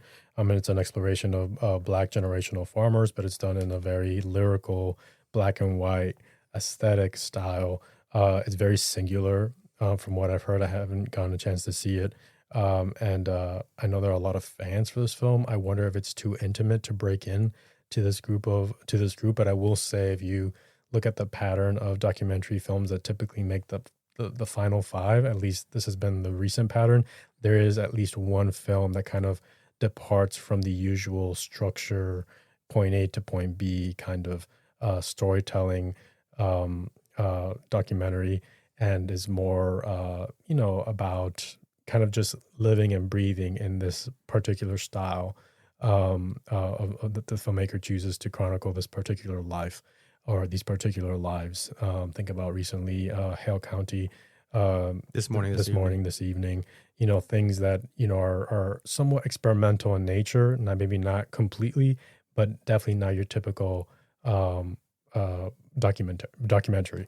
right? So that's Seeds. And yet another film is Yanuni, which I believe had its premiere at Tribeca, I believe. And Leonardo DiCaprio is attached as a producer. Leo DiCaprio is on this as a producer from the director of Sea of Shadows, which I think Leo was involved with back in 2019.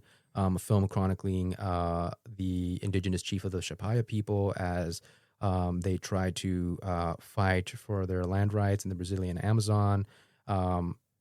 Again, I think that the question is, will it have enough of an edge to score what should be, 1, 2, maybe even 3 spots that go to documentaries that have a wider international appeal? At least that's the trend we've been seeing lately. Right.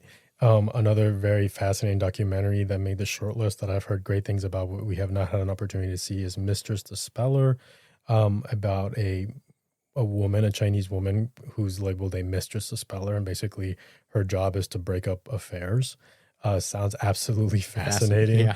I'd love to see it. I think it's a little bit outside of what they typically go for. And I think it's also attached to a studio that doesn't have a huge track record of getting into this documentary category. Oscilloscope, exactly. But it sounds fascinating. I'd love to see it. And I believe the last film we haven't talked about is a heavy favorite for this category, and that's The Perfect Stranger, which is the other film. I'm sorry, The Perfect Neighbor. There's so many films called The Perfect Stranger. I don't know why that's like drilled into my mind. The Perfect Neighbor, which we had the privilege of watching at Sundance when it premiered, by Geeta Gambier, who as we mentioned, has another film in contention, but in the short category. And yeah, this is a favorite, probably the favorite. Yeah, very fascinating documentary in the sense that it is reincorporating all this footage from an altercation that is occurring in Florida, which is pretty famous for the stand your ground laws, between a woman and her family, a Black woman, and the conflict that they're having with their white neighbor. And there's this racial tension between them that ultimately ends in fatality. At the same time, what's so amazing about documentary and moving and really unique is this idea that it's structured entirely through footage recorded in the neighborhood. There's no talking heads structure to it.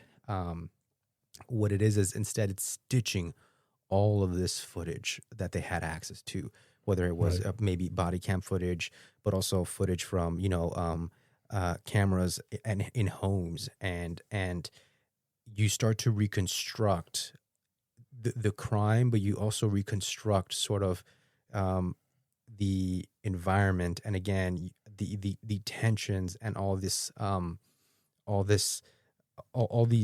sort of social issues that are underneath the footage. Right.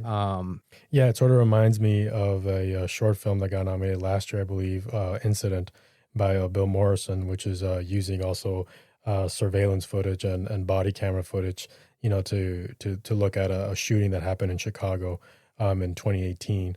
Right. And this film by Gita is, I mean, that film incident was innovative and so impactful. And I think Gita is able to achieve a very similar kind of effect with her film. Yeah, I agree. And so that's a favorite. And so looking at the list, I think the ones that we've agreed to predict for documentary feature are The Perfect Neighbor, My Undesirable Friends, which might be surprising to some people because it's so long. But like I said, I think it will be an asset. Its length will be an asset. I also think that we shouldn't underestimate the strength of having won the LA, NYFCC, and National Society of Film Critics. I think that's the really big thing. That's a really big deal. Because it's such an ambitious undertaking, but the way it's sort of shot, and again, Julia Lochtov, the filmmaker, is not known for her documentaries. She's more known for her narrative films. This is a filmmaker raised in the U.S. but born in Russia, and she has personal relationships with some of the individuals who are the subject of the documentary. But it's very much told not in a sort of linear Odyssey sort of way, like we talked about the 5-hour or plus film of OJ Made in America, which incorporates a lot of interviews and archival footage. That is not the case at all. A lot of this is just being in the moment with the subjects as they're encountering, this pushback from the government on a daily basis, right? And so it's very different. But we do think that those wins at those major places is going to be enough to get it through the final five. And I think it will motivate voters to watch the entirety of it. And like I said, I think the strength will be in being able to see the entirety of it and being really transported and really impacted by the cumulative power of the entire ambitious project. Right. So I think that's something that's going for it. And then we're also predicting Cutting Through Rocks, which a lot of people, I think, are sleeping on. It's the kind of theme that I think voters in this branch tend to respond to, tend to like to highlight. I also think that we shouldn't underestimate how well it did at Sundance. I think that's something that voters are cognizant of, that matters to them. It's also, I think, a very singular documentary, like on this list. Right. It's difficult because I think it has a strong female point of view. I think there's something radical about the figure at the center of the film, and very memorable. I also wonder, again, voting happened recently, with everything that's going on in Iran, if that isn't something that is going to be front of mind for some voters. Right. So I think that you're right. I think a lot of people are sleeping on what effect this film will have. The next one we're predicting is Apocalypse in the Tropics by Petra Costa, her companion piece to The Edge of Democracy. It's an incredibly fascinating documentary, but what tipped us into predicting it is that it did so well at the IDA, and it should find a place here. There is a little bit of a conflict, which we'll address at the very end, between too many Netflix films getting nominated here, which is something that I'm very worried about.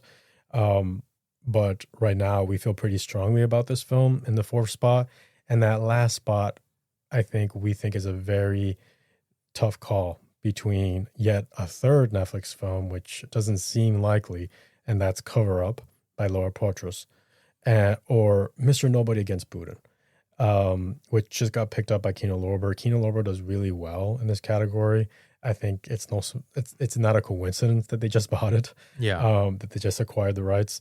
Again, it's timely and yet very accessible and yet very serious as well. I think it's something that documentarians are going to respond to, especially regarding how individual people have to author their lives in such a way where in moments of great need, they're called upon to document, a moment in time that is bigger than yourself. Right. And in just documenting your life, you're really echoing this larger message, through the world. I think that's something that's a topic and a theme that I think that voters would respond to. I also think that, like I said, I think that there's been a huge bump in the stock of this motion of this documentary in particular, because I think pundits and maybe voters are against trying to come around to this idea of, wouldn't it be something if you have this film that has funds from Denmark, of all places, place here in this category, potentially win this category, and have representatives of the film talk about, the dangers of trying to frame something and not being not being able to have this sort of more critical position of the way people in power, individuals in power, are presenting something with everything that's going on right now in terms of the U.S. administration, the U.S. government's push to take over Greenland. If this isn't possibly a little bit too good to pass up and a little bit too momentous of an occasion to not spotlight this film, that subject matter, the irony, invite those filmmakers and have a say on stage. I really am wondering if that isn't part of what's creating this, groundswell support for this film making the final five. So it's a really tough call for that last spot between Cover Up and Mr. Nobody Against Putin. And in a way, I think it's interesting that last spot, we're struggling between those two, because in a way, I think there's shared DNA between the two, in that, investigative journalism, it's more blatant in Cover Up. And I think there's a strong aspect to that that's, as an undercurrent of what's happening in Mr. Nobody Against Putin, even though it's more covert. And so it's really, really tough. And we've been going back and forth. I think at the end we have decided to side with Laura Poitras's portrait of Seymour Hersh. Even though there's a lot of momentum right now for Mr. Nobody Against Putin, I think what we're deciding could be the difference maker. The difference maker is that this particular category is only being voted on by documentarians, by documentary filmmakers, and they may feel that the subject matter of Seymour Hersh and Laura Poitras, which is a filmmaker that they're of such high repute, both domestically but internationally, will probably edge out Mr. Nobody Against Putin. That if Mr. Nobody Against Putin were to get in the final five, it probably would make a strong contender to win because everyone gets to vote for it.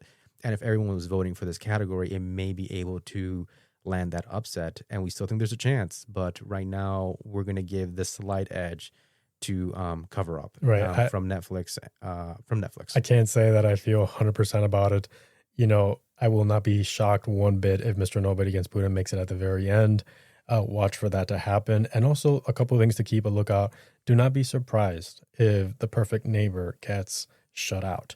I know it sounds crazy and I think it would be surprising, but this branch has a history of making surprising decisions and not nominating the, quote unquote front runner or the favorite. Keep in mind that Gita has another film the documentarians will be watching, her short, and they might end up deciding that they'd rather nominate her for the short than the feature.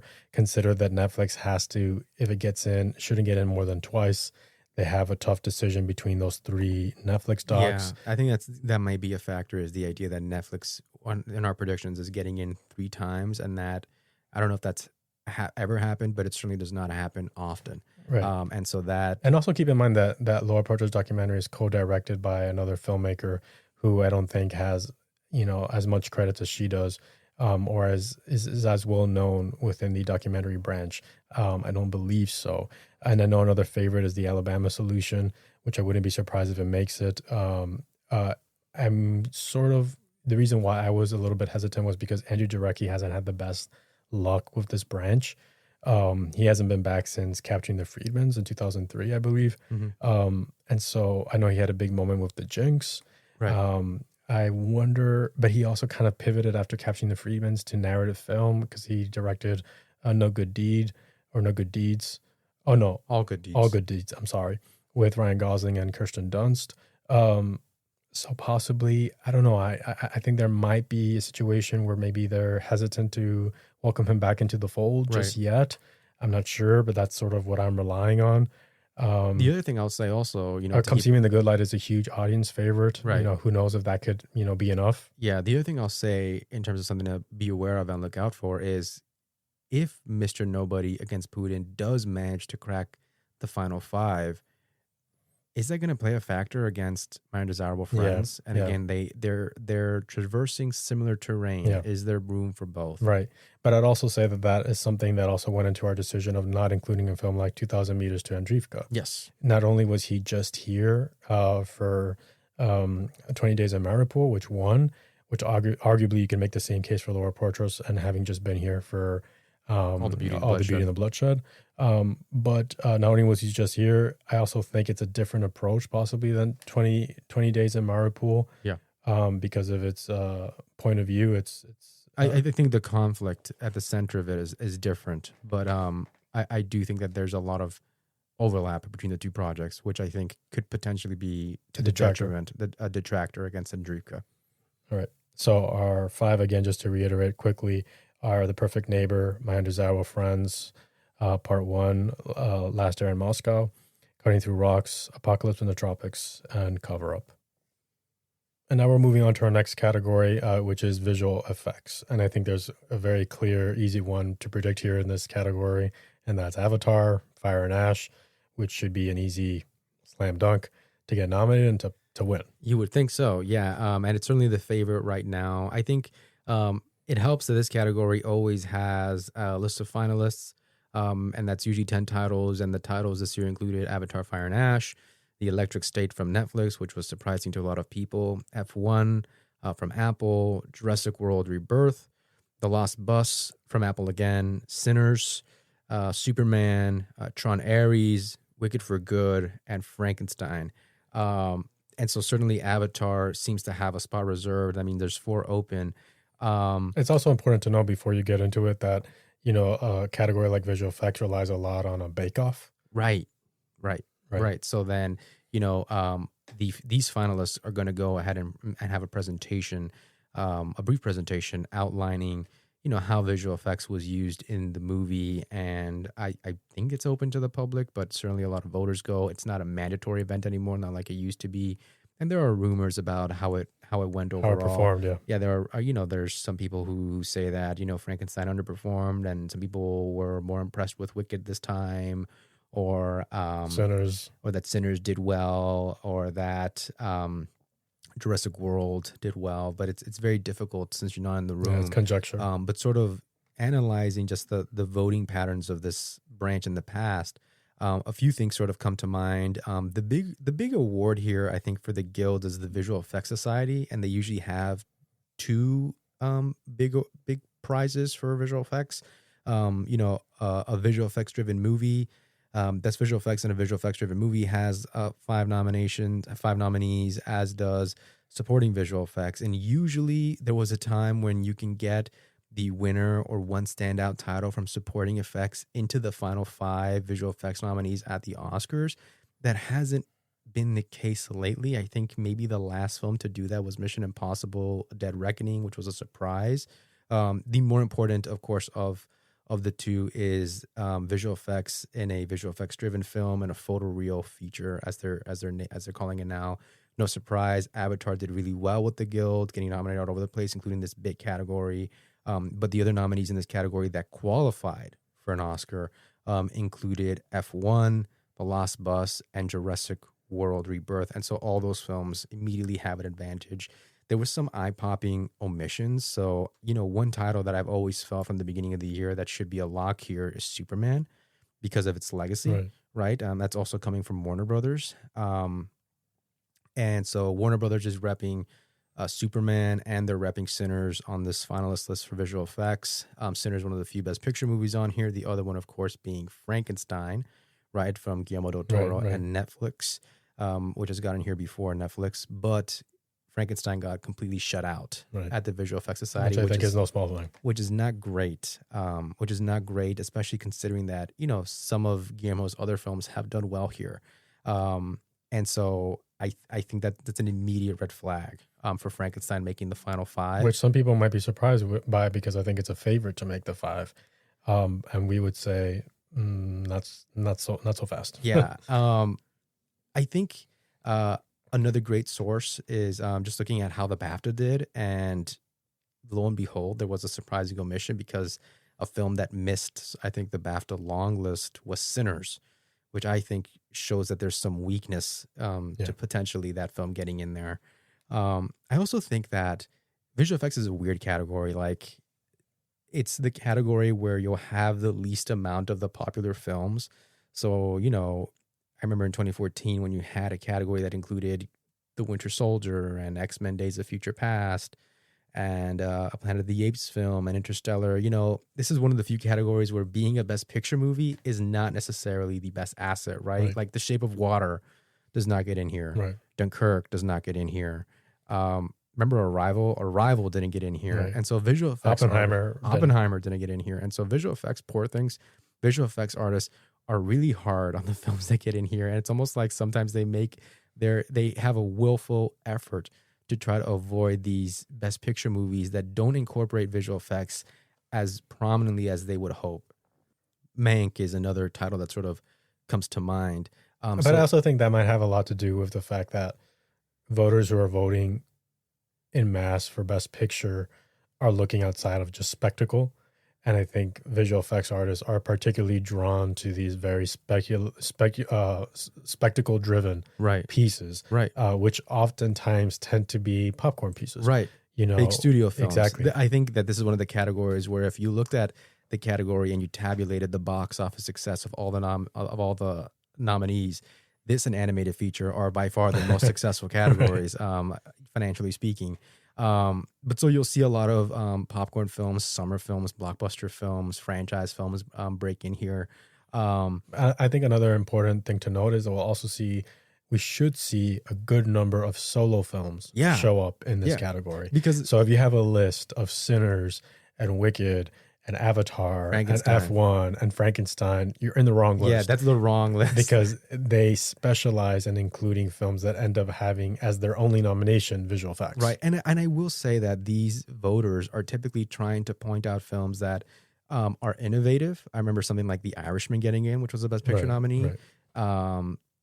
But also that are sort of spotlighting the immense aspect to storytelling and visual storytelling and creativity that visual effects plays. And so they very much are looking for films that are visual effects forward. They're going to try to nominate a film that has a visual effects department in the hundreds if they could, rather than a visual effects department that's contained to 20 or 50 people. I remember one of the unlikely films to make it here and actually end up winning was Godzilla from Japan.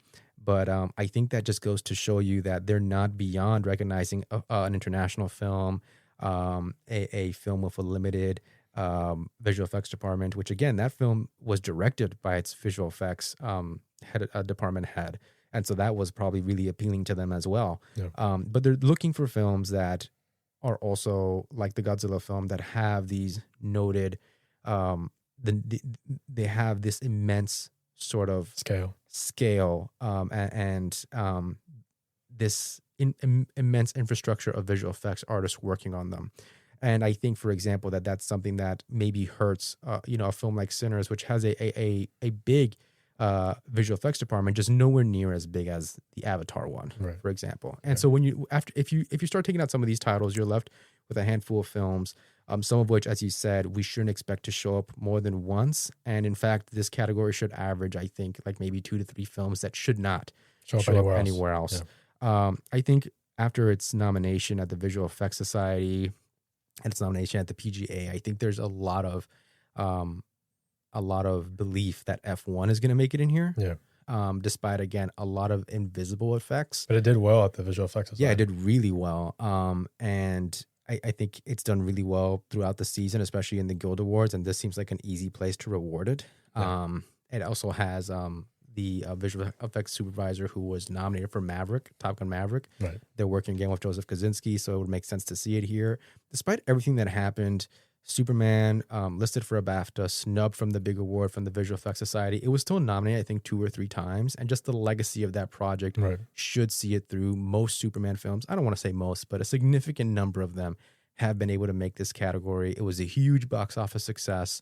on a global scale, certainly on a domestic scale. James Gunn, the director, has had a lot of success with this category, right? Yeah. Working on the Guardians of the Galaxy films, and he's working with the same visual effects supervisor. And so that, to me, is another kind of no-brainer. It's also really well received by critics. So I think those 3 titles are safe. And potentially we have one right now that should show up once, Superman. Right, Superman, because it did not do well in the other categories. You think that that's going to be a solo nominee. Avatar, maybe not. F1, certainly not, it seems like, to most people, including ourselves. The 4th spot, I think, is actually going to end up going to a surprise contender, which is The Lost Bus, Right. which performed really well at the Visual Effects Society, listed at BAFTA from Paul Greengrass. Who's been in this category before? I actually don't know if he has been in this category. No, but and not at the Academy, but he has had, for example, a Bourne film or a couple of Bourne films factor into the BAFTA. The visual effects supervisor was part of No Time to Die, so they are a previous nominee. But there's a lot of work here in terms of, chronicling what happened during the Paradise wildfires.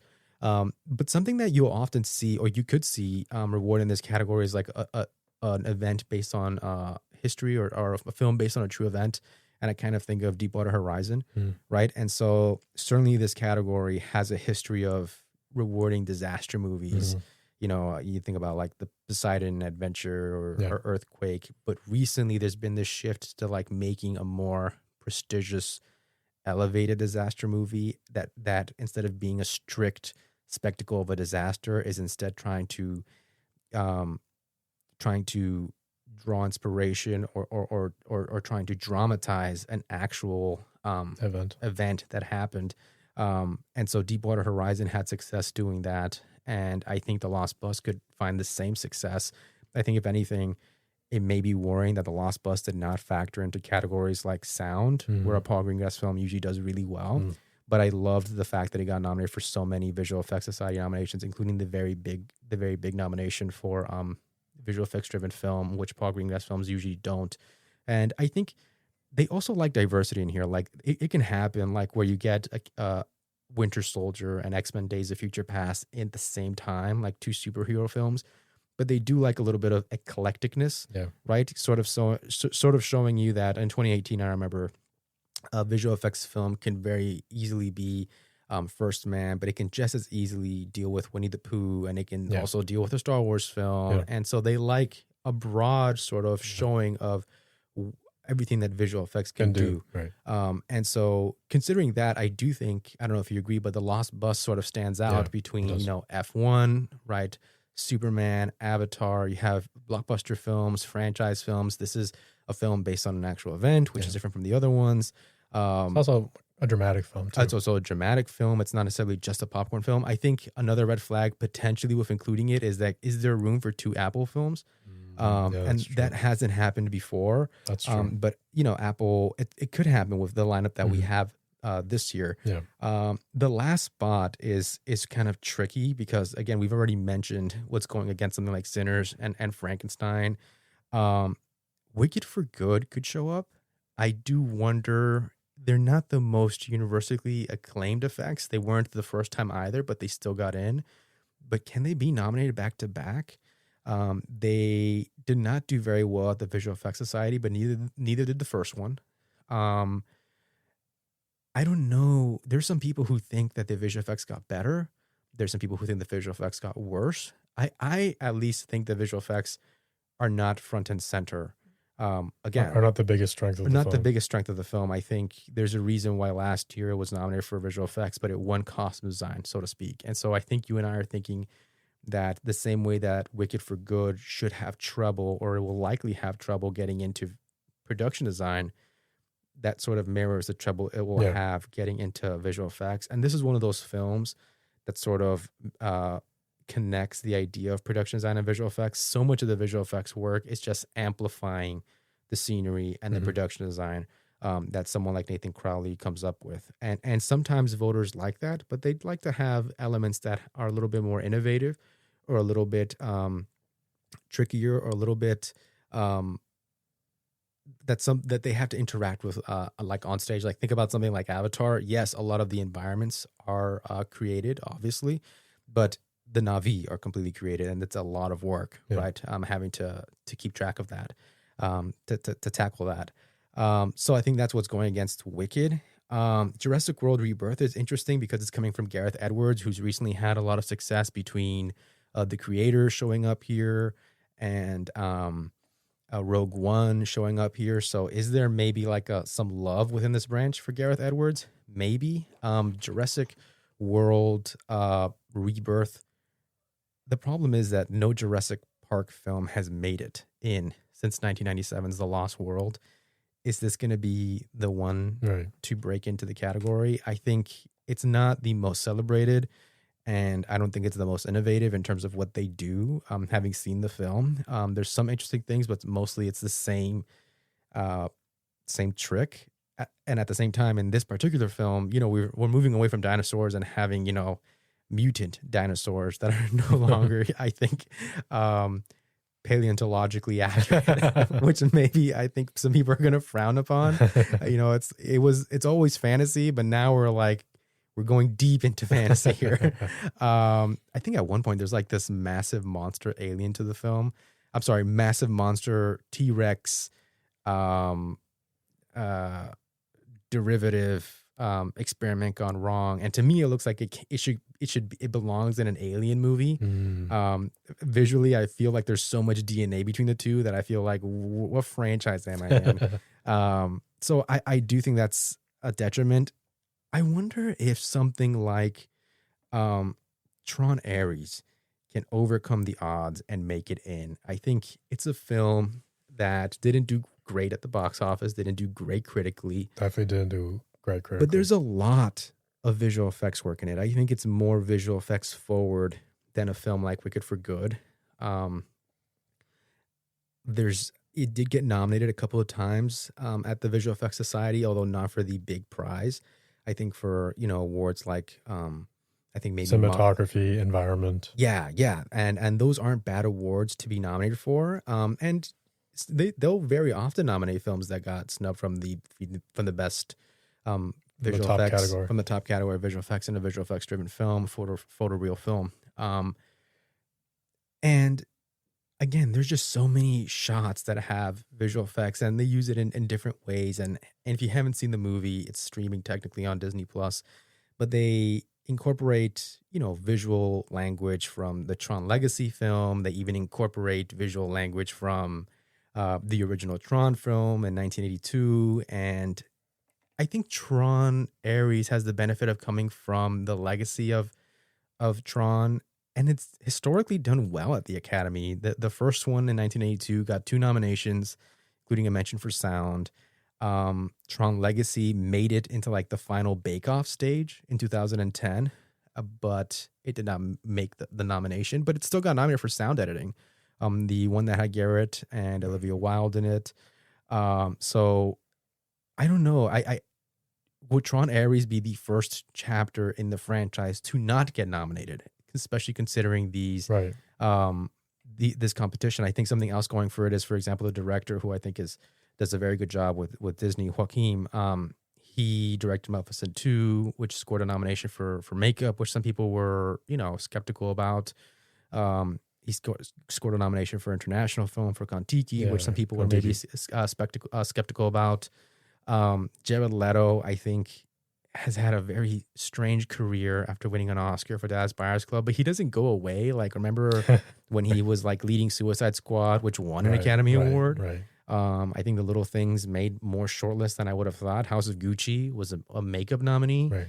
And so Jared Leto, I think, is a little bit of like, you can never count out a film of his for some reason. Right.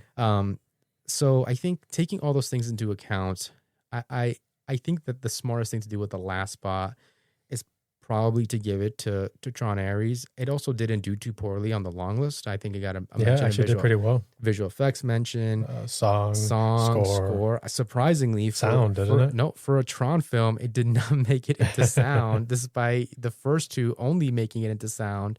But maybe, we talk about sometimes, how there's this symmetry to the entire, circus. And so maybe what we'll see is the Tron series will continue to land at the Oscars, but it'll be the first time it lands in visual effects and the first time that it fails to land in sound.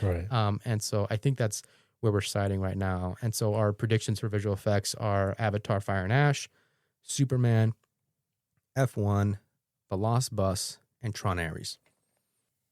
All right, so let's take a look now at the category of Best Sound, where we do have a list of finalists from the Oscars, which includes Avatar, Fire and Ash, F1, Frankenstein, Mission Impossible, Dead Reckoning, One Battle After Another, Sinners, Wicked for Good, Superman, Springsteen, and Surratt, which was a surprise inclusion to a lot of people.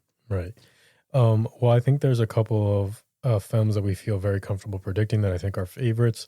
Probably the frontrunner for the category is Sinners, and that should easily get a nomination. Right. Another film that a lot of people feel very comfortable about, and I think that we do as well, is F1.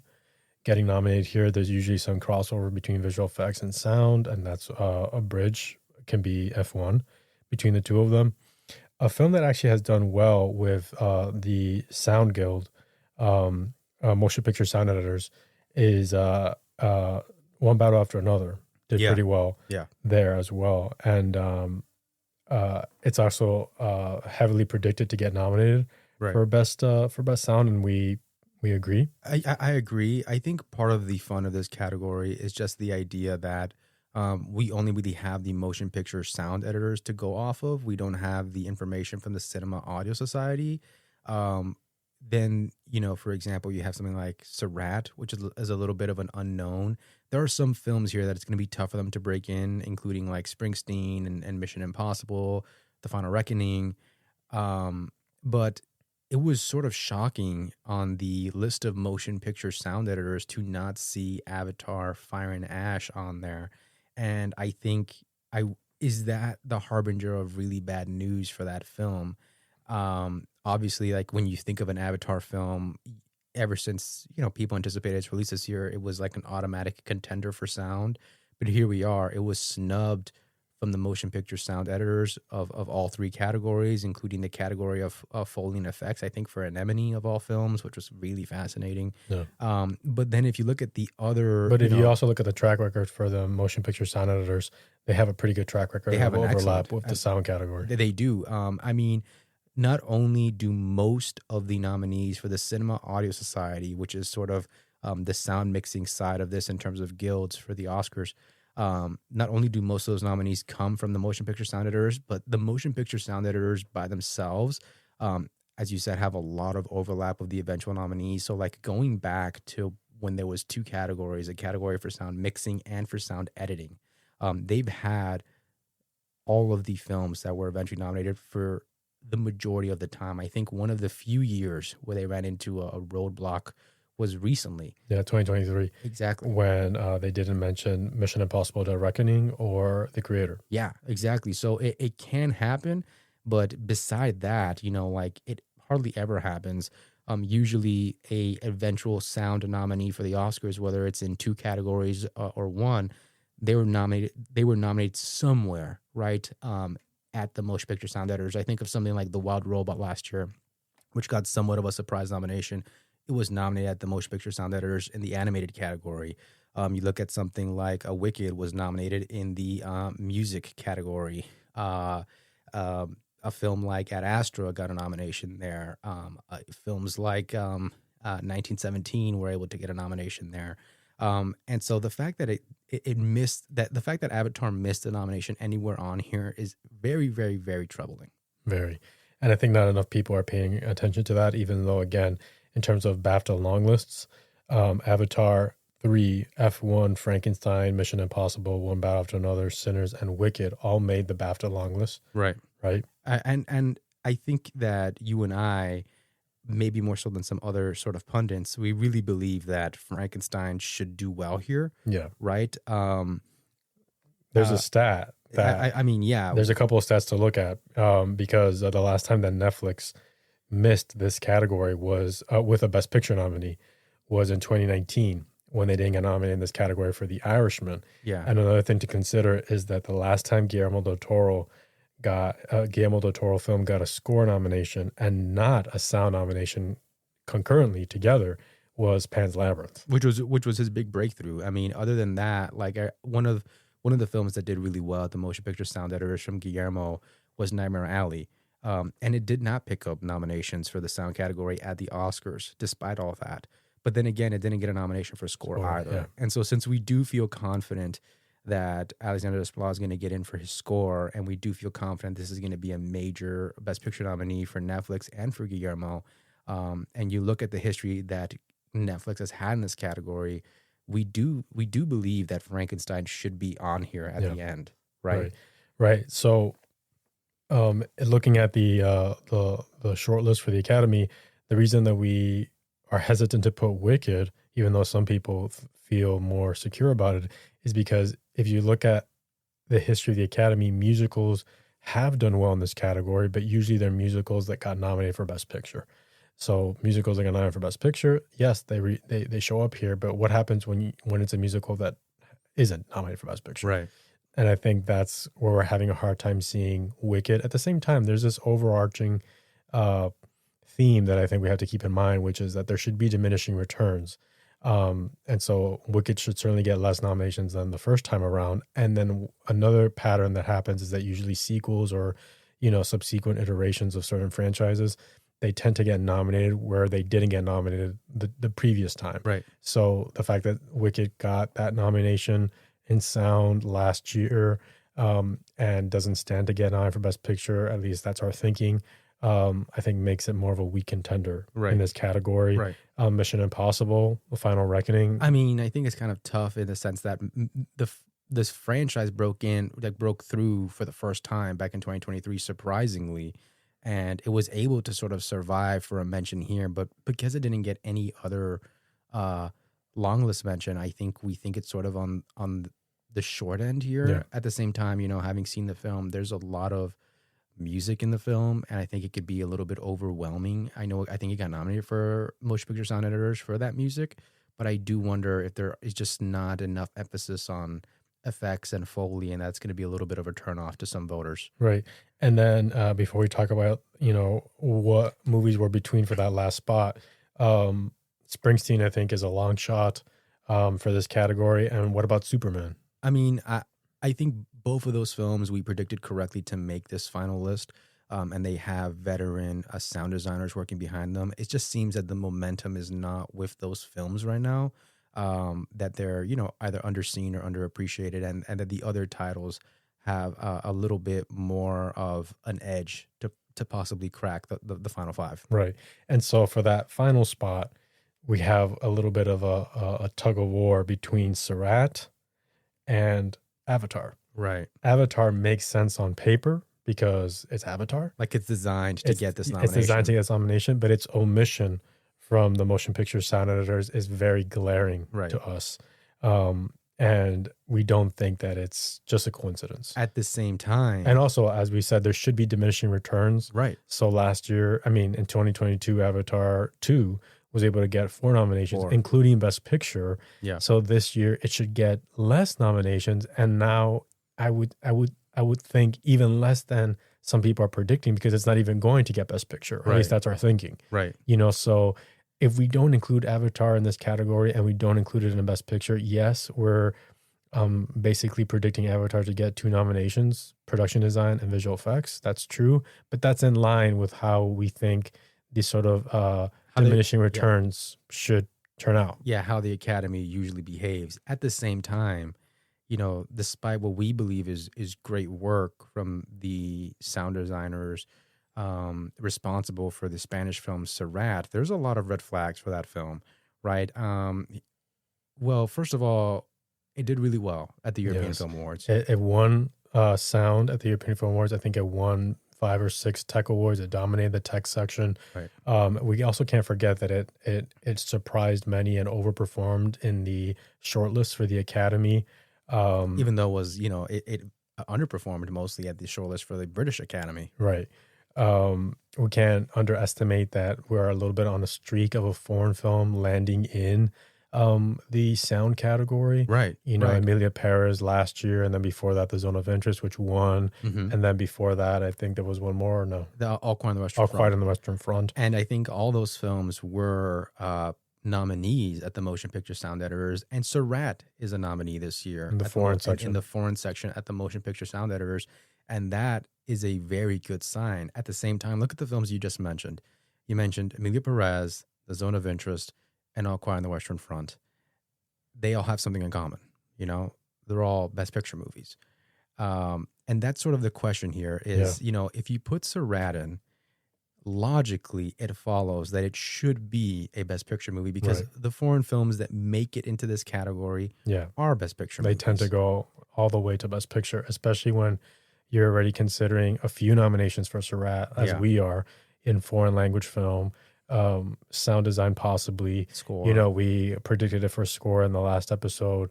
And we're going to keep talking about it. And we're going to keep talking about it. So that's easily 4 to 5 nominations if you include Best Picture. And we're talking about it like a wider window, because this is true even when the window was sort of small. Like one of the few foreign films that made it into sound that did not get a Best Picture mention was Amelie, right? But in a year of 10, Amelie would have made it in. Yeah. And so with the expanded list, to get this sound nomination for Surratt and to not get an eye for Best Picture. Get an eye for Best Picture would be fascinating. Yeah. Throw into the fact that Surratt has yet to come out to a major audience, right? It's going to open up in February in the States, right in time for after Oscar nominations.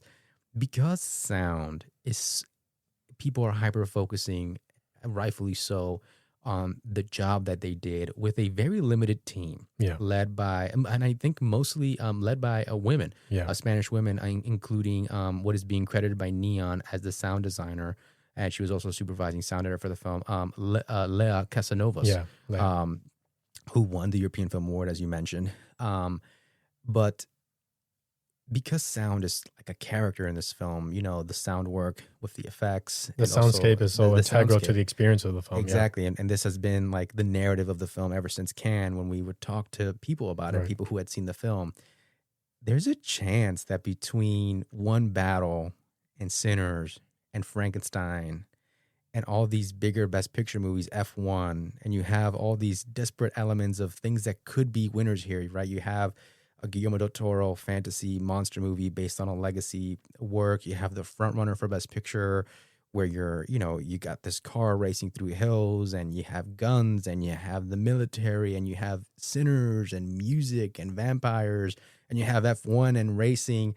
That between all those things, there is certainly a shot that somehow, if nominated, Surratt could walk out with the win, right? And that could be the win for Surratt, because it's going to be difficult for it to win foreign film or any other category that it's in. Yeah. But because the sound of it is so storied, you can see it winning that category. Sort of like Zone of Interest, where like on the paper, maybe it's not as showy as the work at Oppenheimer, which I had maybe figured for the win, or maybe even Maestro. The Zone of Interest and sort of the nuance of what it was trying to tackle with its sound work was more than enough to get that win. It's sort of thematic power. Exactly, the thematic power of its sound design. And you kind of wonder if Surratt gets in, if we're in store for that to happen, which again, I would argue if that does happen, if it gets nominated, it makes sense for it to be a Best Picture nominee. If it wins, it makes double sense for it to be a Best Picture nominee. And so we're sort of in this sort of conundrum where on paper it looks really good, but it is not at this moment in the race. It is not Emilia Perez, it is not The Zone of Interest, and it is not All Quiet on the Western Front. It's not going to lead BAFTA nominations. It didn't lead Golden Globe nominations. At the same time, that narrative of what Lea Casanovas was able to do with it is amazing. That being said, we did do some research, and we saw that Lea is credited as the sound editor, the supervising sound editor for the film. And in general, sound designers, they give a little bit more priority to the mixers of their film. And what I mean by that is when you see a list of Oscar nominees for the sound category, you'll see a team of 4 to 5 people, 3 people maybe, because you have a mix of sound editors and mixers, and usually mixers outnumber these sound editors by a wide margin, which is kind of weird that Neon is really campaigning Lea, but not her counterparts, the production sound mixer and the re-recording mixer, who also did a great job. I wonder if it does get nominated, does the Academy say, I want to nominate the entire sound team, or are they gonna be forced to just nominate Leia? Because she's listed on the neon for your consideration. Yeah, she's the only one listed. Yeah. And when it wins the European Film Award, she's the only one who accepts the prize and the only one listed. Yeah, which is kind of interesting. And certainly there are some sound editing films that buck the trend and can make the final five, and maybe this film could be one of them. But I do wonder if some sound designers are going to take issue with the fact of, here I am, I'm nominating a 5-person team from all these films, and then I'm going to nominate just one sound editor from Surratt. Right? 100%. But I think, all things considered, what we ended up basically agreeing on is that we don't like the Avatar snub from the motion picture sound editors. Too fishy. We, taking into account diminishing returns, and that we already have Avatar for production design and visual effects.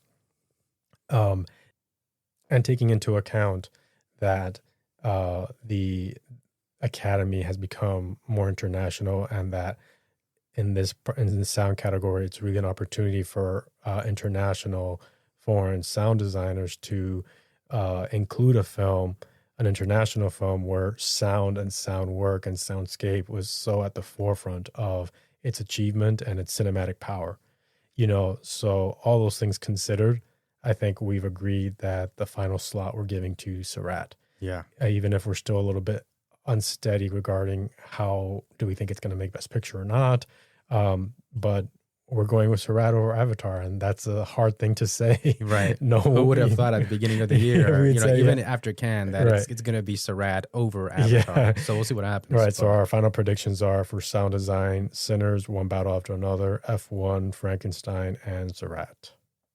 Okay, and now moving on to our final category for this episode, and that's makeup and hairstyling. And similar to visual effects, there's a bake-off for this category that functions in a similar way.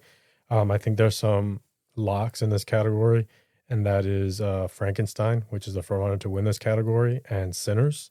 Right. Both of them have done really well at the guilds and the BAFTA long list. Right. It would be a shock to see either of them miss. That being said, I will say those two filmmakers and their films are no strangers to shocking omissions. I remember when Black Panther was snubbed in 2018 and when The Shape of Water was snubbed in 2017. So it's kind of poetic justice to have them both here at the same time. Right. And Dune Part 2 was famously snubbed as well. Right. Dune Part 2 was famously snubbed, which is, diminishing returns again. But I will say when we look at the entire, at least, we're not privy to the makeup bake-off, but when you look at the list, I feel like there's a little bit less room to have like a shocking omission. The list includes, besides Frankenstein and Sinners, Alto Knights, Marty Supreme, Nuremberg, One Battle After Another, The Smashing Machine, The Ugly Stepsister, and Wicked for Good. As well as Kokuho, that's right. And we got a lot of these right, and we sort of sniffed out a lot of these surprise contenders, including The Ugly Stepsister, Kokuho. So I'm not surprised. BAFTA long list had some of these overlap, including Frankenstein, Marty Supreme, Nuremberg, One Battle After Another, Smashing Machine, and Wicked for Good. Surprise, surprise. The two titles that did not show up at BAFTA but showed up at the Oscar long list were the two international titles, Kokuho and Ugly Stepsister. So we continue with our narrative trend here of, the presence of international contenders across all categories. Right. And this is one of the few categories where we're not going to see the neon ones, but we are seeing international films. Kokuho from Japan, the official entry for foreign film. Ugly Stepsister showed up at Sundance, so It's great to see it here. A really welcome surprise. Here's the thing, is usually for the past 2 years, we've had a title show up at the Oscars that was not included at the BAFTA long list. So think of last year when A Different Man was nominated. The year before that, Society of the Snow. In particular, I think international titles tend to do well here. That's been a trend. Right? Like some of the recent international films that were nominated here were Emilia Perez, All Quiet on the Western Front, and those were Best Picture movies. But historically, this branch has been great at highlighting the makeup work from international productions, and that includes, for example, like A Man Called Ove, Border was nominated here in 2018. Pinocchio during the pandemic in 2020 from Italy. Society of the Snow recently. And so you and I are of the opinion that we should definitely see one of these international titles win out and score a nomination. Yes. The question is, which one, or can there be two? Right. I think the other thing we've debated this entire time is Wicked for Good has enough new makeup in it that we feel like it can make it in. That being said, in the film, sometimes it's like a mixed bag. Like the Tin Man is really well done, but the Scarecrow doesn't look great. It didn't look great on screen, but when you look at the work that was done to create it, it's really fantastic. Yeah, the prosthetics are great. The wig piece, the hair piece is fantastic. But I also think that's part of where a bake-off helps. Yes, I think that's what I was going to tell you is I think the bake-off saves the nomination for Wicked for Good. Right. And so that's one where I feel like it's going to be easy to see it get in. And I think, Mark Coulier, who's got so many nominations and so many wins, who's partly responsible for the prosthetics, that should factor in. And so I do feel like Wicked for Good should be able to count on a nomination in this category. I agree. And I think another film that I feel good about including here, usually the makeup category does include a film that centers around a real life figure. The makeup was used to achieve the look of that figure, even though last year I believe we broke that streak a little bit. That's because important. We had contenders like Maria and The Apprentice and Waltzing with Brando that didn't get a nomination despite making, I believe, the shortlist mention. Right. But here I feel pretty good about The Smashing Machine making it in here. The makeup artist responsible for the transformation for Dwayne Johnson is very respected, has been nominated several times. And I think this branch in particular looks forward to his work and to highlighting and celebrating his work. So I think that's a nomination that I would count on. I mean, I think Kazuhiro is really celebrated, and he's responsible for makeup like in Darkest Hour and Bombshell. I think what's interesting here is that usually a Kazuhiro makeup job is accompanied by an acting nomination. Yeah. And we don't have that here this year, likely not with Smashing Machine. So I do wonder if that's a little bit of a red flag. I think the work is impressive. If, somewhat limited because it's mostly on the character of Dwayne Johnson, even though they do an excellent job on Emily Blunt as well, but it's sort of like a 2-performance movie. Could that be an issue? I also think that A24 has built inroads into this category. Yeah. You think about The Whale winning, and last year, Different Man, which is great, but are we going to see a Safdie cancellation here? Because the more popular A24 film is the Josh one, right? Which showed up here, which I wasn't expecting. Which I will say, I was quite impressed with the makeup that's used in that film because I think it's subtle. It's certainly not as showy as The Smashing Machine, but I thought it was very effective. Right, and it was very believable to me. I do wonder, is this going to be the only place where you see Benny's film show up, or is Benny destined to be sort of usurped by the more attention-calling Josh film? Yeah. Certainly, I think the favorite right now for most people is for The Smashing Machine to still get in. And as you said, the real person thing is a factor, even if the performance isn't nominated.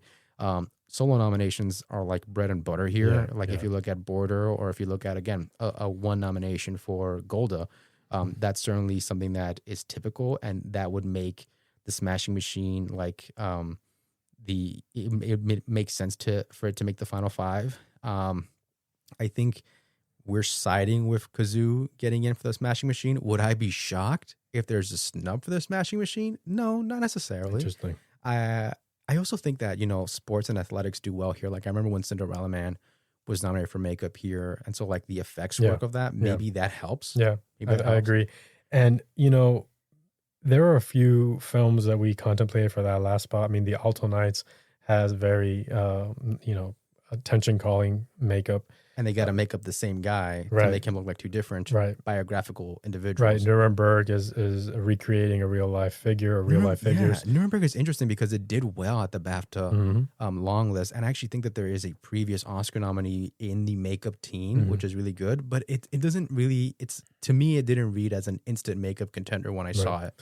Right. But I think ultimately we were between two films, and that's Kokuho and The Ugly Stepsister, both foreign films, and they would occupy that space we're talking about of, at least one foreign One contender. international title. The Ugly Stepsister is interesting. It's really well done makeup. I'm a big fan of the film, as are you.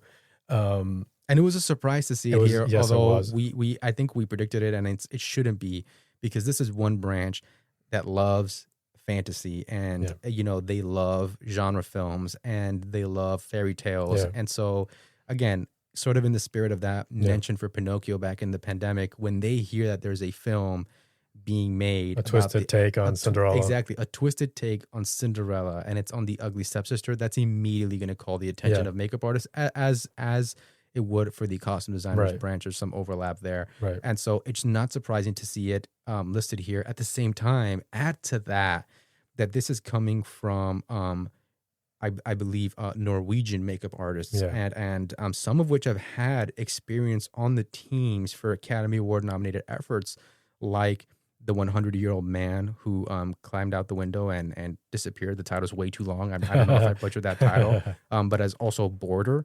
And so there's a lot of members within this branch that are from Europe, that are from Scandinavia, and that's an immediate advantage for this film. Right. Where I think that it has some handicaps is that while this is a category that is very welcoming to genre, I mean, just last year we saw a win for The Substance.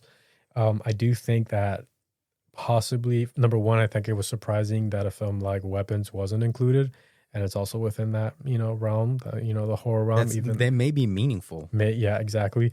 But at the same time, I wonder if you've already have that spot with Sinners and Frankenstein, Frankenstein, exactly. Enough of that fantasy and genre aspect that they are drawn to, that they would not necessarily feel that they have to nominate a film like The Ugly Stepsister, despite it being very, very strong work.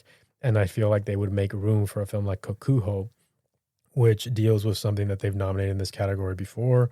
It's a foreign language film that might not get nominated for foreign language film, and this is an opportunity to spotlight a film that actually is the, I believe, most successful film in Japan this year. I think it might be ever, but I'm not sure. And so again, it's just a way to spotlight, an opportunity to spotlight that film that might not have elsewhere. I think what's interesting about Kokuho is not only was it mentioned for international film, as you mentioned, but you have this idea of the makeup of the kabuki world, the makeup of the Yakuza world. There's also a lot of aging in the film. So they age a lot of characters. There's some, I suppose, makeup effects in it, though not very much. The team isn't very well known, but there's something about the work, and in particular the kabuki work, which is really striking and really different. I actually don't think Japan has scored a nomination in this category before, so that would be pretty historic. And I think G-Kids hasn't had a lot of success either, getting nominations in other categories beyond animated film. And IFC as well is not like a popular distributor for Academy Awards voters. Where I do think it has an advantage is, you're right, it comes out at just the right time, as opposed to The Ugly Stepsister, which has been waiting basically a year now. Kokuho is going to try to expand in the U.S. In February, and also just the immense amount of money that it has made, right? Right. And I think that is possibly the biggest advantage that it has, even though I wonder sometimes if they're going to maybe frown upon the idea of, it's great kabuki makeup, and that's, again, the star of the show. And the individuals who are working on that end, I believe, are specialists there. But I wonder if they're going to feel a little bit like it's great stage makeup, but it's not enough movie makeup, in the surrounding environment, even if there is a lot of aging. But it's kind of subtle and kind of nuanced, not very pronounced, and certainly not the biggest takeaway thing. Versus The Ugly Stepsister, I think it's really integrated into the fairy tale aesthetic. And I think it's a film that they're going to enjoy, in the sense that beauty is part of its subject, right? The image is part of, the female image, and how a female presents herself is also part of the subject. Right. And I wonder if that's going to be something that entices them. Right. So it's a tough call between those two films for that last spot, Kokuho and The Ugly Stepsister.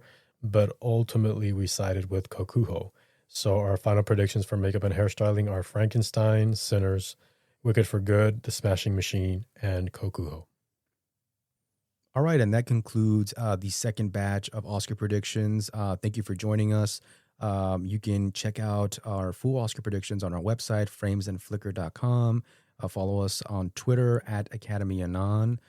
We'll be back next time. Yeah, we'll be back actually with our last batch of Oscar predictions, which is the above the line, screenplays, acting, directing, picture, and also the new category of casting. And that'll be our last batch. And until then, this has been Joseph. And this is Jules. And it's been a pleasure. If you've been enjoying the Academy Anonymous podcast and want to support the work we're doing, there's a voluntary support link in the show notes.